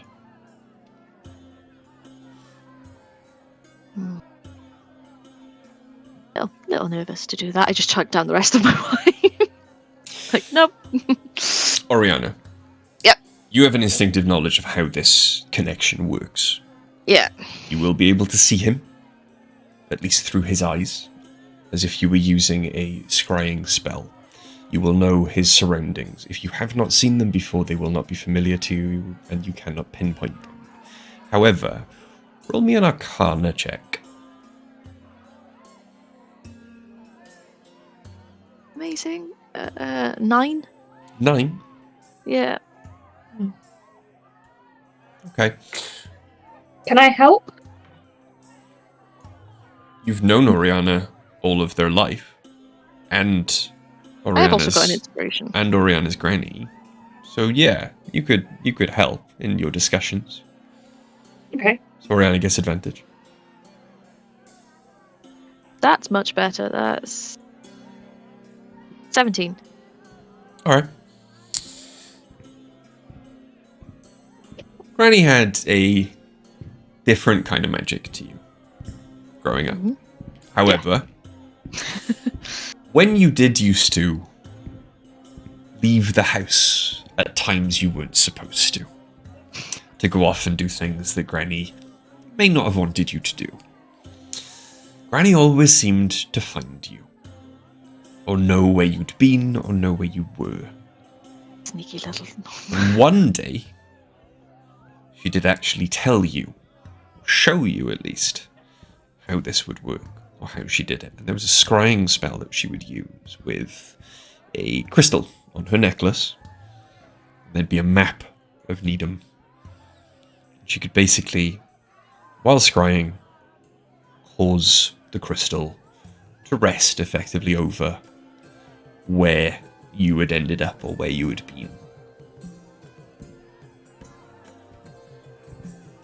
Get the inkling or the inspiration that if you had such a crystal, followed the same kind of ritual as Granny, while using your connection to the Inquisitor, not only could you see them through their eyes or their immediate surroundings, the crystal would probably pinpoint on the map exactly where they were. Okay. But you need a crystal. I need a crystal. I would have said an arcane focus. A skull is probably too big for this job. Yeah. And blue. I don't Preferably an have... arcane. I have a bag full of stuff. Hang on. And I'll stick my hand into the bag and rifle around thinking, like, quartz. Could Like it a be quartz any crystal? Yeah, any crystal that you can channel magic through. A lot of very naturally occurring crystals are So a good ruby? for magic. Yeah. Okay, so I still have shards of ruby on me. You've got shitloads of just crystals and precious gems because you guys don't spend any money. True, we don't. got Which we never have Yeah. shopping. I'm just gonna really casually just pull out a handful of shards of ruby and throw them on the table and find a Okay. good one. Okay. Perfect. Next episode, shopping episode. Still, well, Oriana still doesn't really have much concept. Like gold, she's got a pretty good concept on now, but precious stones, not a clue. Mhm. But yeah, Okay. I can find a decent chunk of ruby. Okay. And do you want to use your connection? Is here the best place to do this? It's as good as any. It looks like a bar somewhere, so even if he looks back, it's not necessarily going to give him that much information. And if he looks through my eyesight, he'll see a god. I look at Thor. Oh, you might not want to give that away, actually. Turn and that I- face me. Okay. No, I'm not going to let him know that I'm with you. No, don't let him know you're with Thor. Okay, I'll look I'll at a complete stranger, or I'll look at the wall. look at the table. I'll look at the map. Okay. Perfect. That will Okay. not narrow anything plan. down. I will look at the map because that's only going to let him know that I know where he is even Okay. more. Mm. Then yeah, That's good. I'll take another deep drink and then put the ruby on the map and get to it. Okay then. It takes a long moment of concentration. But eventually the sounds of the crowd around you, the music being played by the bards, just kind of fades away. Until eventually you are once more flying through the mists as you were previously. As those mists part, you discover yourself in a dark room. You get the sense there aren't very many windows into this room. At least, if he is what you think he is, it should be like the middle of the day outside. But the room is bathed in darkness. You can see like flickering candle lights, casting shadows everywhere. You are shocked at first as you see kneeling on the floor before you, Enkane. Okay. Head bowed in supplication. You also see, standing behind them, cast mostly in shadow, another very familiar figure. Sepsis. And as sound then rushes into the scene, suddenly, you can hear like a roaring fire in a hearth behind you. You can hear the creak of the floorboard as Enkane kind of nervously shifts his weight. Where is the prince? And Enkane takes this moment to look up. I was ambushed, my Lord Inquisitor. The prince was taken by the forces of his brother. I could not recover him and came here as quickly as I possibly could to give you the news. I apologize for my mistake. I do not want your apology, nor do they mean anything. You have made a great many mistakes recently, Enkane. Start to doubt your resolve. Start to doubt your belief in our divine mission.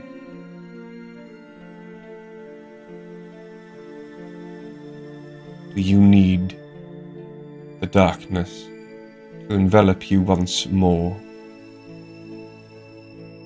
You require the warmth of the void to remind you of your promises.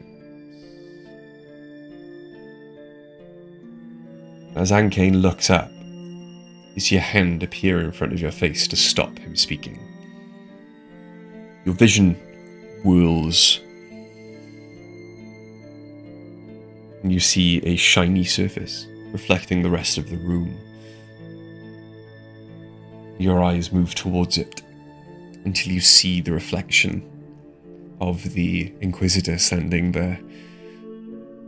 For a moment, the pale skin, perfect, ageless, and then suddenly the illusion falls and you can see the hole in the side of his cheek, the teeth showing through it, the decay on one side of his face starting to creep over to the other side as more of his skin starts to kind of slough off.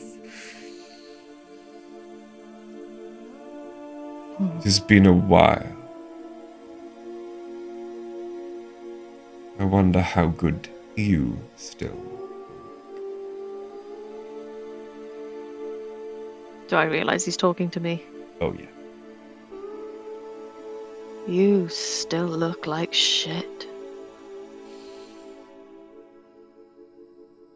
Yet another thing I will enjoy eking out punishment on you for. I am in need of a second skull. You see a flash, and it's almost like your vision clears and you can see the map in front of you perfectly. And even in your fingers, you can't move your hand. The ruby is centered, like a point of the ruby is centered on Londinium. You cannot move your hand. It's almost as if it's stuck there by some unseen force. And your vision goes back again. I know where you are, and I'm going to come get you. I will be waiting. Tick-tock, Inquisitor. Norman. And you see his face scrunch up in anger at the mention of his real name, and the connection is cut. The mist swirls in front of your vision once again, and suddenly you are back in the bar with everyone around you once more. Oriana used his dead name. God, no. Even she's not that bad. It's his name. I just didn't use his title. Yeah. It's true. I'm going to sit there for a moment, still staring at the map, and panic is set in.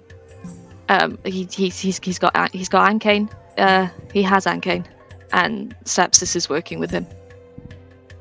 This is surely not a surprise, Marie. It's not. It's just horrifying. He's sending Ankane back to the void. Said something about being enveloped in darkness. I mean, we have two options, right? We can From what go and we've deal been with able them. to determine from those elves now freed from the influence of the nothing, that is how, at least those who remember, describe the ritual that took away their free will. Like being enveloped in the void. Perhaps your Ankane is breaking its hold. That? He's helped the prince escape. Louis, the young prince of... Yeah, he Empire. told me he was returning him to his brother. The Inquisitor mentioned that, asked what had happened, and Ankane told him that he had been ambushed, but he'd already told me that he'd been sending him back. I left before this and have had not had the news, but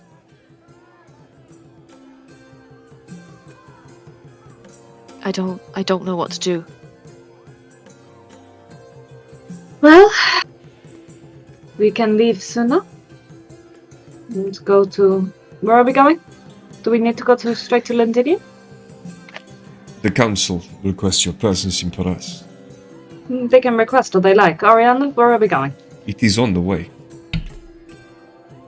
Paras. We will go to Paras. We can't charge in head first. We're going to need backup. He's got an army. And whatever the nothing is. True. The other option is we go east of Avalon and deal with it. Well, interact with the nothing directly, but I think we'll West. end up dead. West. West. West. What did I say? East. Yep. East. No, we West. are east of Avalon. Everything's east of Avalon if you go far enough. Just go much further east of Avalon. Just run away. Just go and open a bar in... No, if we like, keep going, we'll go all the way around. And then Yeah, suddenly, we'll come in the other go side. west of Avalon. We'll sneak up behind the nothing. Hang on. The Earth is a globe? I'm sure Oriana is still convinced the Earth is flat. No, Hades Freak convinced out. me that it Yes. was globe. Hades, yeah. Hades fixed that. Yeah, Hades fixed. Which I still say is bullshit. So, then we go to Paris. We can go to leave Paras. We now, if you want. gather things up and then get to Mandinium.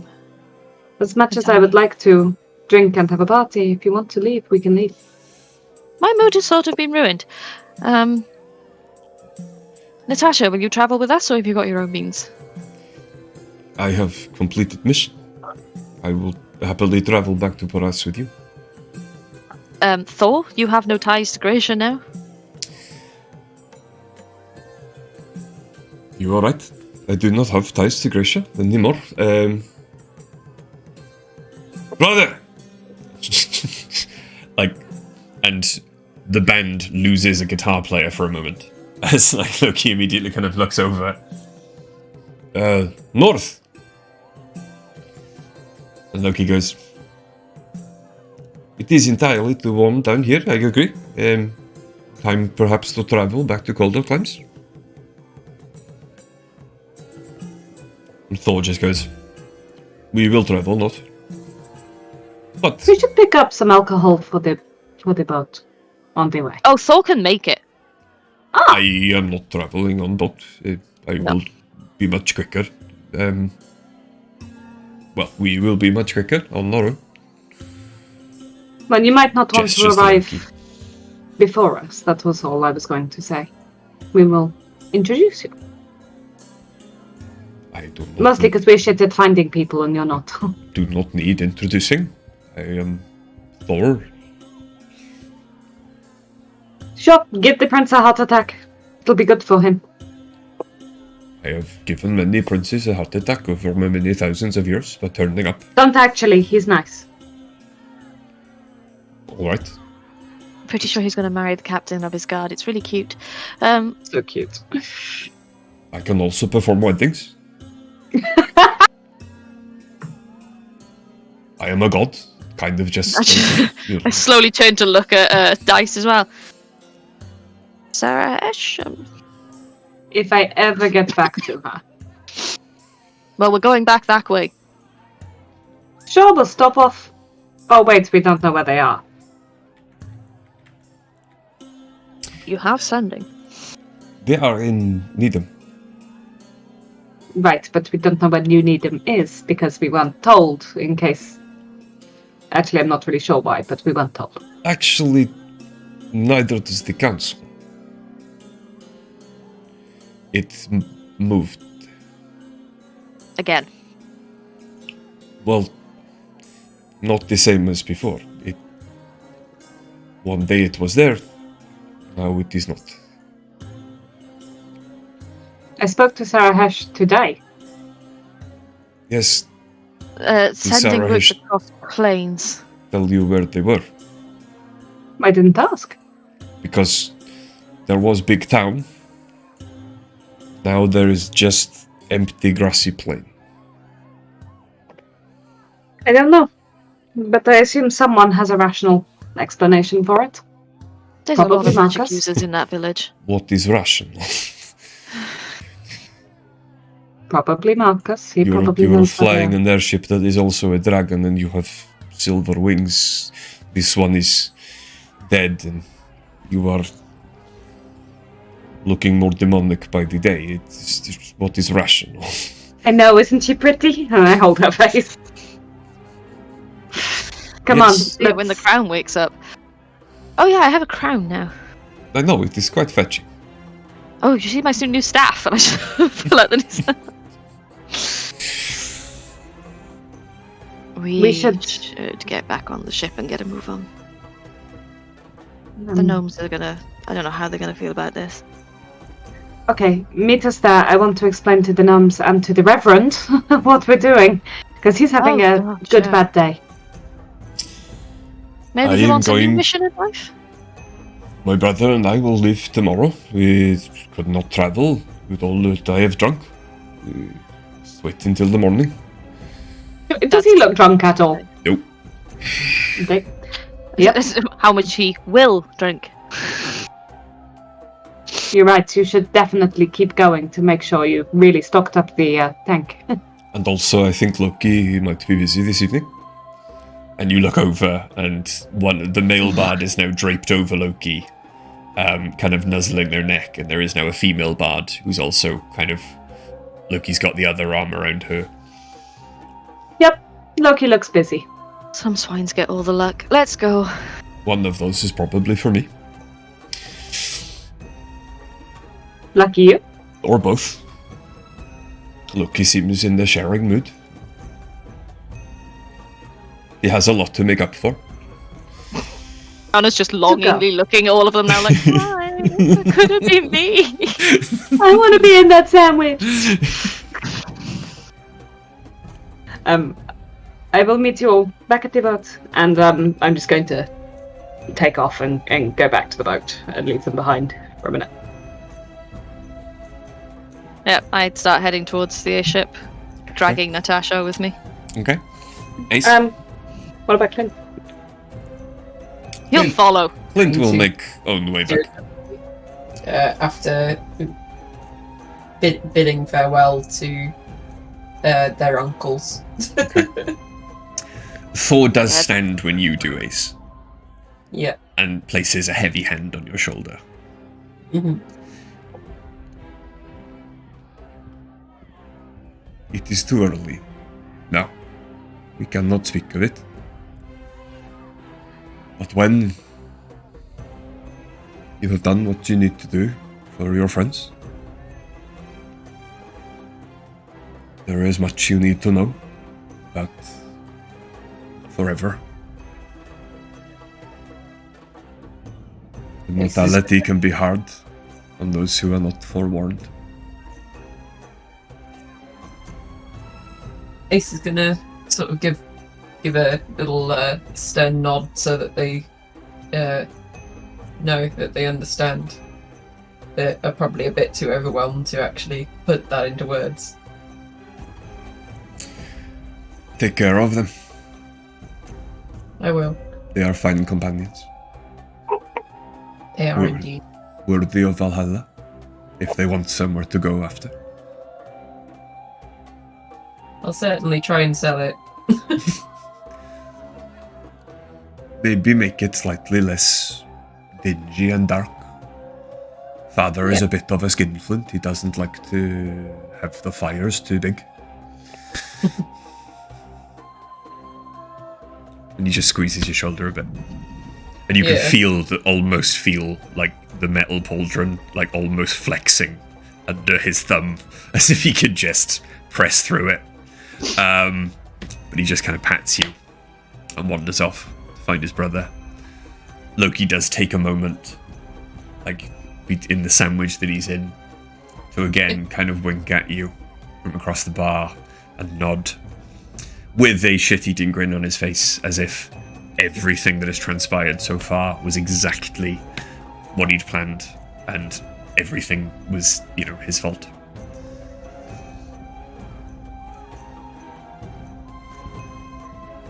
Yeah. And you get this weird inkling in the back of your mind, like, was it?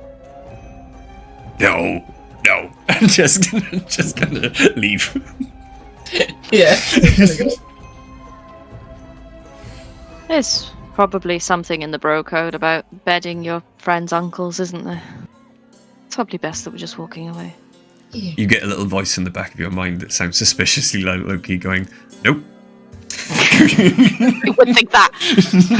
I say that out loud like you would think that. Did you say what you were saying to me, or did you say it in your head? No, just out loud to everyone. Oh, in which case, while flapping along, I'd go, nope, seems fine to me. I don't think Ace would care. Hey, no, let's just get back on the ship.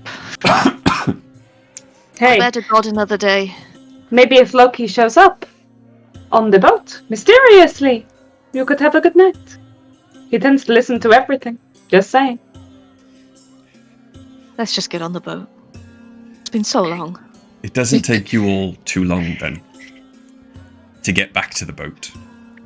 And do we have Ship, do we call it have a boat. yeah, do we have a Reverend? Sorry, is Reverend back? Yeah, I'm here. Cool. Because in fact of how long the Reverend took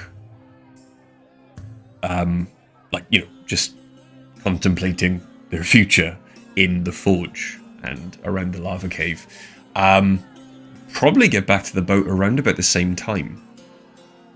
'Cause you weren't at the bar that long, effectively. So I reckon you'd all probably get back to the boat around about the same time. Are you just getting back now? Reverend? Mm-hmm. Yeah, I took a little time to explore. Oh, find anything interesting? Potentially. Depends how interested you are in cast-off spell components. I mean, for you, very interested if you're interested. I think it's possible to glean some sort of information from them Random here. about what or who has been casting spells, but it's beyond my Just Dice and Aria, ability. hand them over. I do. We're both staring at them now like, ooh. Alright, and I was like, I need a distraction. I've just had really shit news. Okay. By the way, do you need a new goal in life? How about Yes. taking down the rest of the Empire? And Oh, maybe only the breaking bad guys. down- Only the bad guys. And maybe breaking down the barrier that's separated us from our gods, the rest of the gods. Um, How would you Would like this- to save the world? would this protect people? Gosh, yes. It would give them The their gods back. Inquisitors and the Stop Inquisition are nothing. assholes. They have not stopped Then- hurting people just because they lost some of their power. Why not? I wasn't busy today. I give the Reverend a hug. Are you... I'll Sorry. I can check out these spell components, but it'd have to be an arcana roll from me. So I was going to I'll say... do it with you. Okay. Are you wearing the goggles, Dice? Yeah. Cool. Oh, you can instantly identify them. Well, this isn't so much as an identify because they're not magical items; they're spell components. However, roll me an Arcana check with advantage, Dice. I have advantage on Arcana checks anyway. Oh, Double all right. advantage. I'll just lower the DC for you then. But with advantage, that is a... Oh my god. That's maths I'm struggling with. 31. Okay. As you stare at these spell components, then you Can't held my by jam. yourself and Oriana, a scene begins to play out in front of you. You begin to see hands manipulating the spell components. The burnt or spent incense grows, and you can see the part that's real and almost like the ethereal other half as yet unburnt, as the spell components seem to slot together, as they're being prepared for a ritual. It is a ritual of sending, or message, but not one you have seen done before. This one appears to open a channel, so conversation can be long and extended, move both ways. As you look at the hands, they are familiar to you. Even in their ethereal form, they seem like light brown. Scales running over the more prominent features, like the knuckles. They thicken as they go up the sleeves. As you follow the sleeves, standing in ethereal form next to Oriana, staring down at these spell components as their mouth moves, is Sepsis. Ooh. You hear the ghostly form of Sepsis' voice. It's very, very hard to make out words, but you hear the voice that answers them.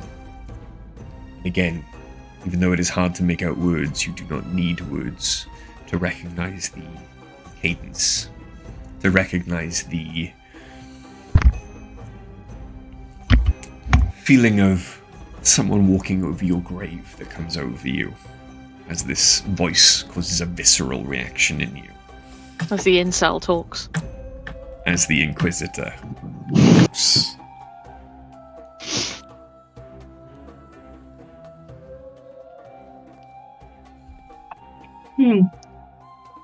So this was some sort of sending spell, similar, but between the Sepsis. The Sepsis and the Inquisitor. Oh, okay. I couldn't make out what they were saying. What, like sending like I do, or No, it was different. Rich, describe it again for me. Almost like as an if open call? the ritual opened a channel, so there wasn't Like a phone limit at call. 25 words, it was literally just they were speaking to each other as if, like medieval fantasy FaceTime. Yeah, so I'll explain it. So they could have a long conversation. Could I...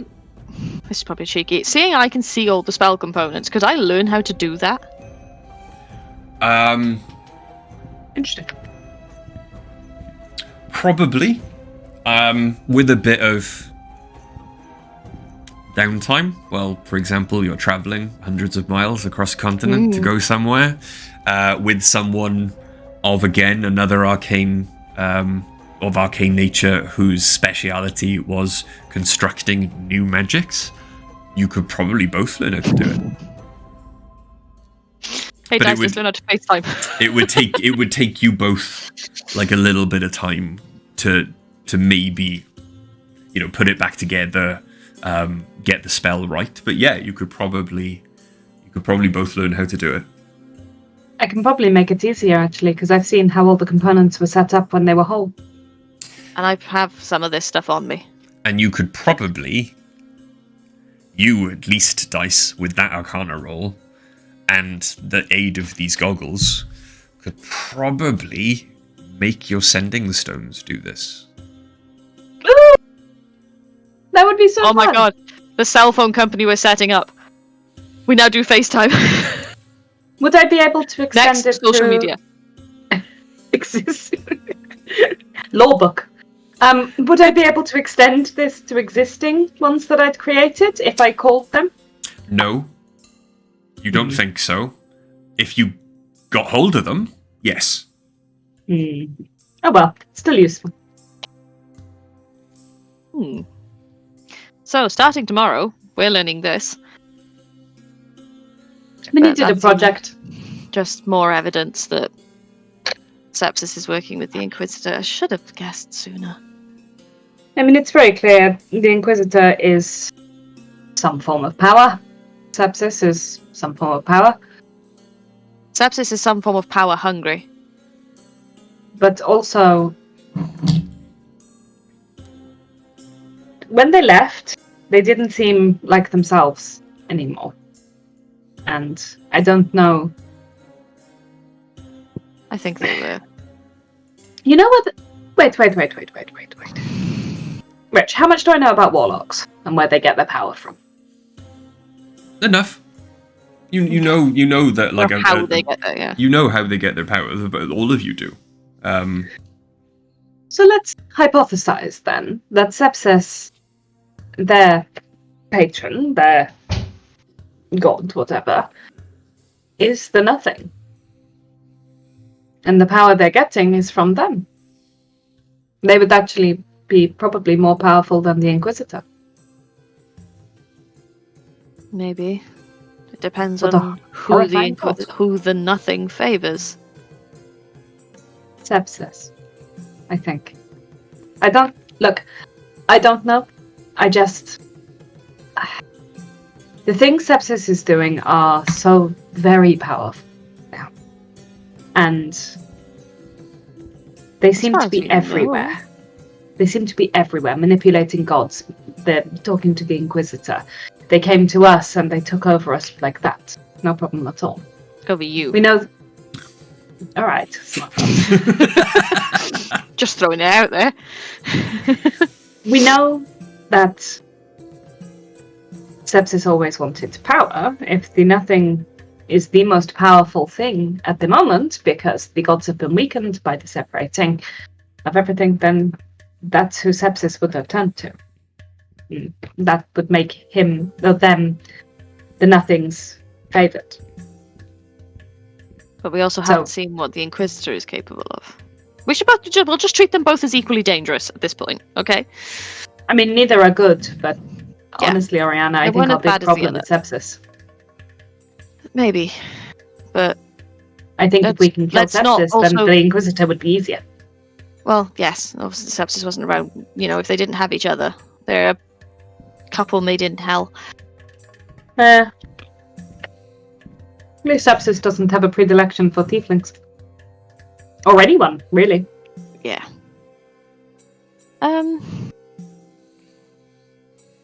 Where's Just gonna Ace? move on. Ace is there. Yeah, this is it's with everybody. Sorry, I'm being quiet. Oh, I thought you left afterwards. No. Okay. no. Oh, I just want to check something, and I spin to look at Ace, and I want to use Eyes of the Grave. Okay. Just curious. Okay. Okay, roll me a Constitution saving throw. I can do that. You are within 10 feet of Ace, by the way, so you do actually get a bonus for this. You get the +4. Which is really funny. So with the +4, 28. Okay. For a moment, after you activate your Eyes of the Grave feature and turn to stare at Ace, you have to close your eyes. The blinding light is too much. But you do blink it away. You kind of test yourself by looking away and just glancing at them out of the corner of your eye before eventually your eyes do get used to it. Ace is glowing, but brighter than any spirit you have ever seen so far since you gained this ability. Also, whereas most of the spirits, the ones who are not malevolent, the benign spirits, the ones who just wander a kind of pattern of what they used to do in life, glow with a kind of a much softer white blue kind of radiance. The angry ones glow with a kind of much more dark purple red kind of malevolence. Ace glows like the sun. There is a warm kind of yellow-white light coming from them. And it reminds you of the flash of light that Ace reappeared in, as if this is the energy they are animated by. And it takes you a moment, but you realize that Ace just exudes radiance. There is a kind of aura around them of radiant energy, and when you look at Ace's face, you can see their skin perfectly, but their eyes are just gone, and all you can see is just these orbs, like two tiny lighthouses shining from their head of just warm, radiant energy. Cool. I immediately turned that off. Okay. It is a lot. Like you couldn't look at Ace too long doing this, but yeah, it is. Okay, next time I have to do that, let's make sure you're not in my line of vision. You are so shiny. Been told. Ace always was shiny, now they're just shinier. Oh, it's angelic. Ace just sort of looks at their wings, like, it makes sense.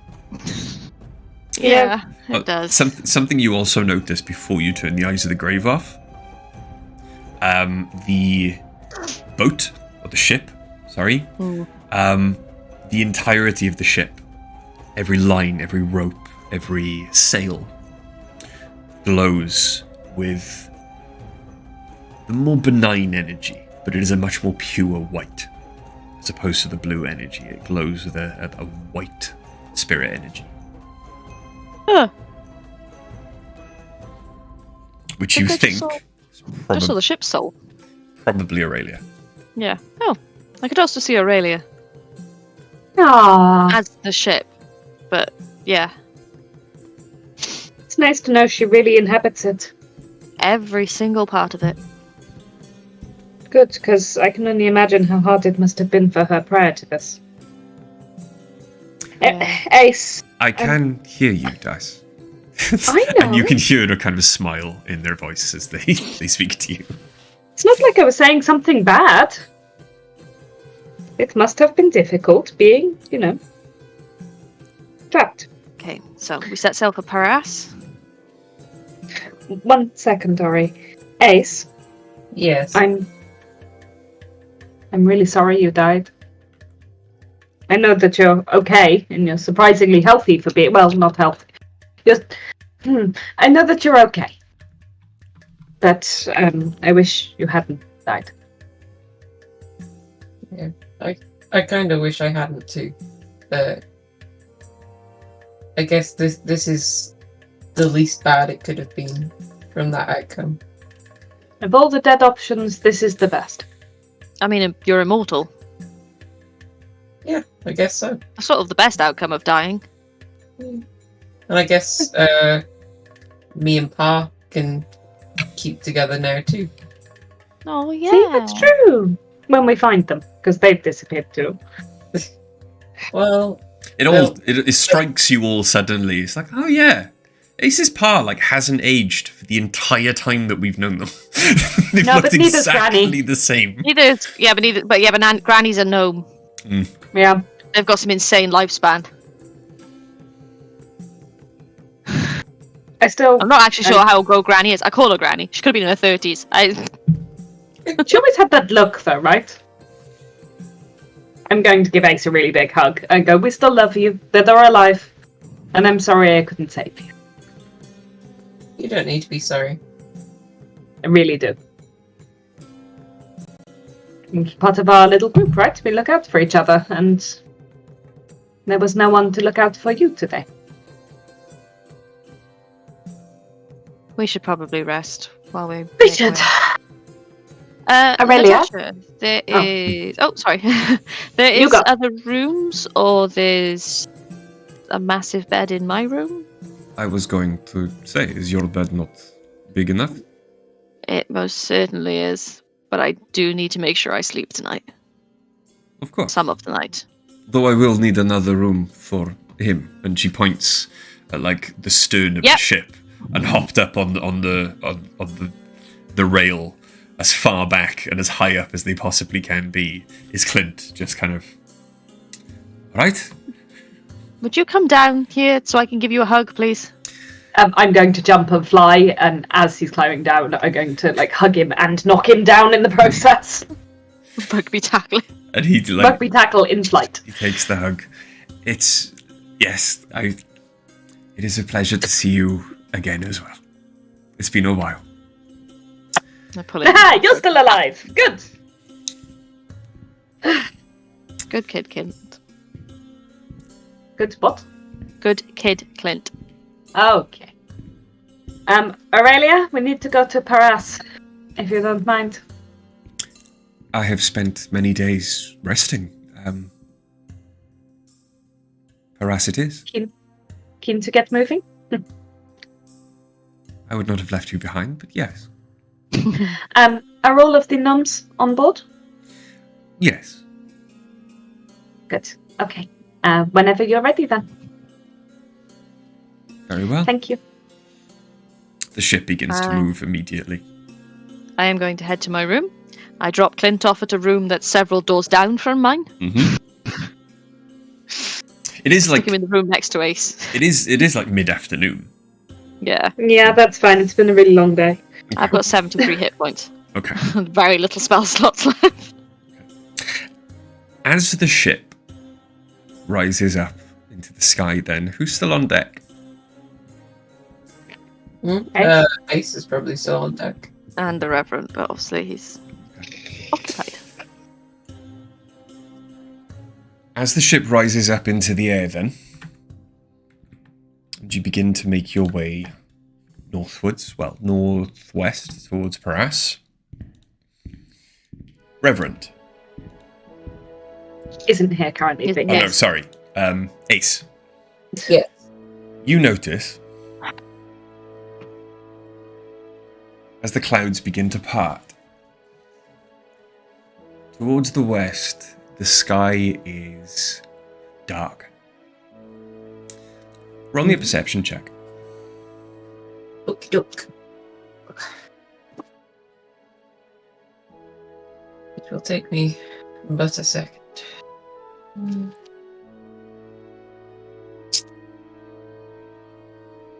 Okay. That's. Can you see what my plus to perception is? Plus 5. Sorry. I rolled a 10 if that helps. It's plus 5, so 15. Okay. Okay. Sorry, my phone is not helping me today. As you stare off towards the western horizon, it's strange. The skies are clear. All clouds you can see appear to be further towards the east. The skies are clear westward as far as the eye can see. But the sky, hundreds of miles away, is dark. And your eyes stretch then towards the south, towards the north, and the dark line stretches as far as you can perceive. But it is not just a dark line in the sky. It is almost like a wall of darkness. The higher up you get, the more solid it becomes. And the closer it seems to become. You look northwards towards Paras, and though distant, you can see now this high, the curve of the world. You begin to see the darkness begin to encroach, begin to come across the huge gulf of ocean between your continent and the west. And it is getting closer and closer.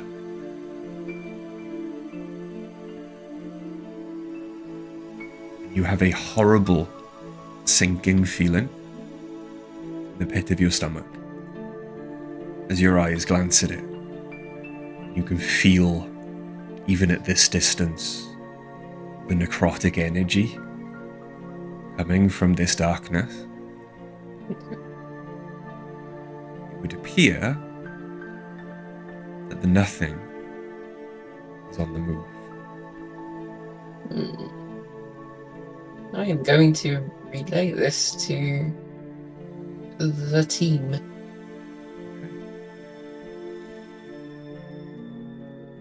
And as you go to relay this to the team, we will find out next time what the rest of them think of it.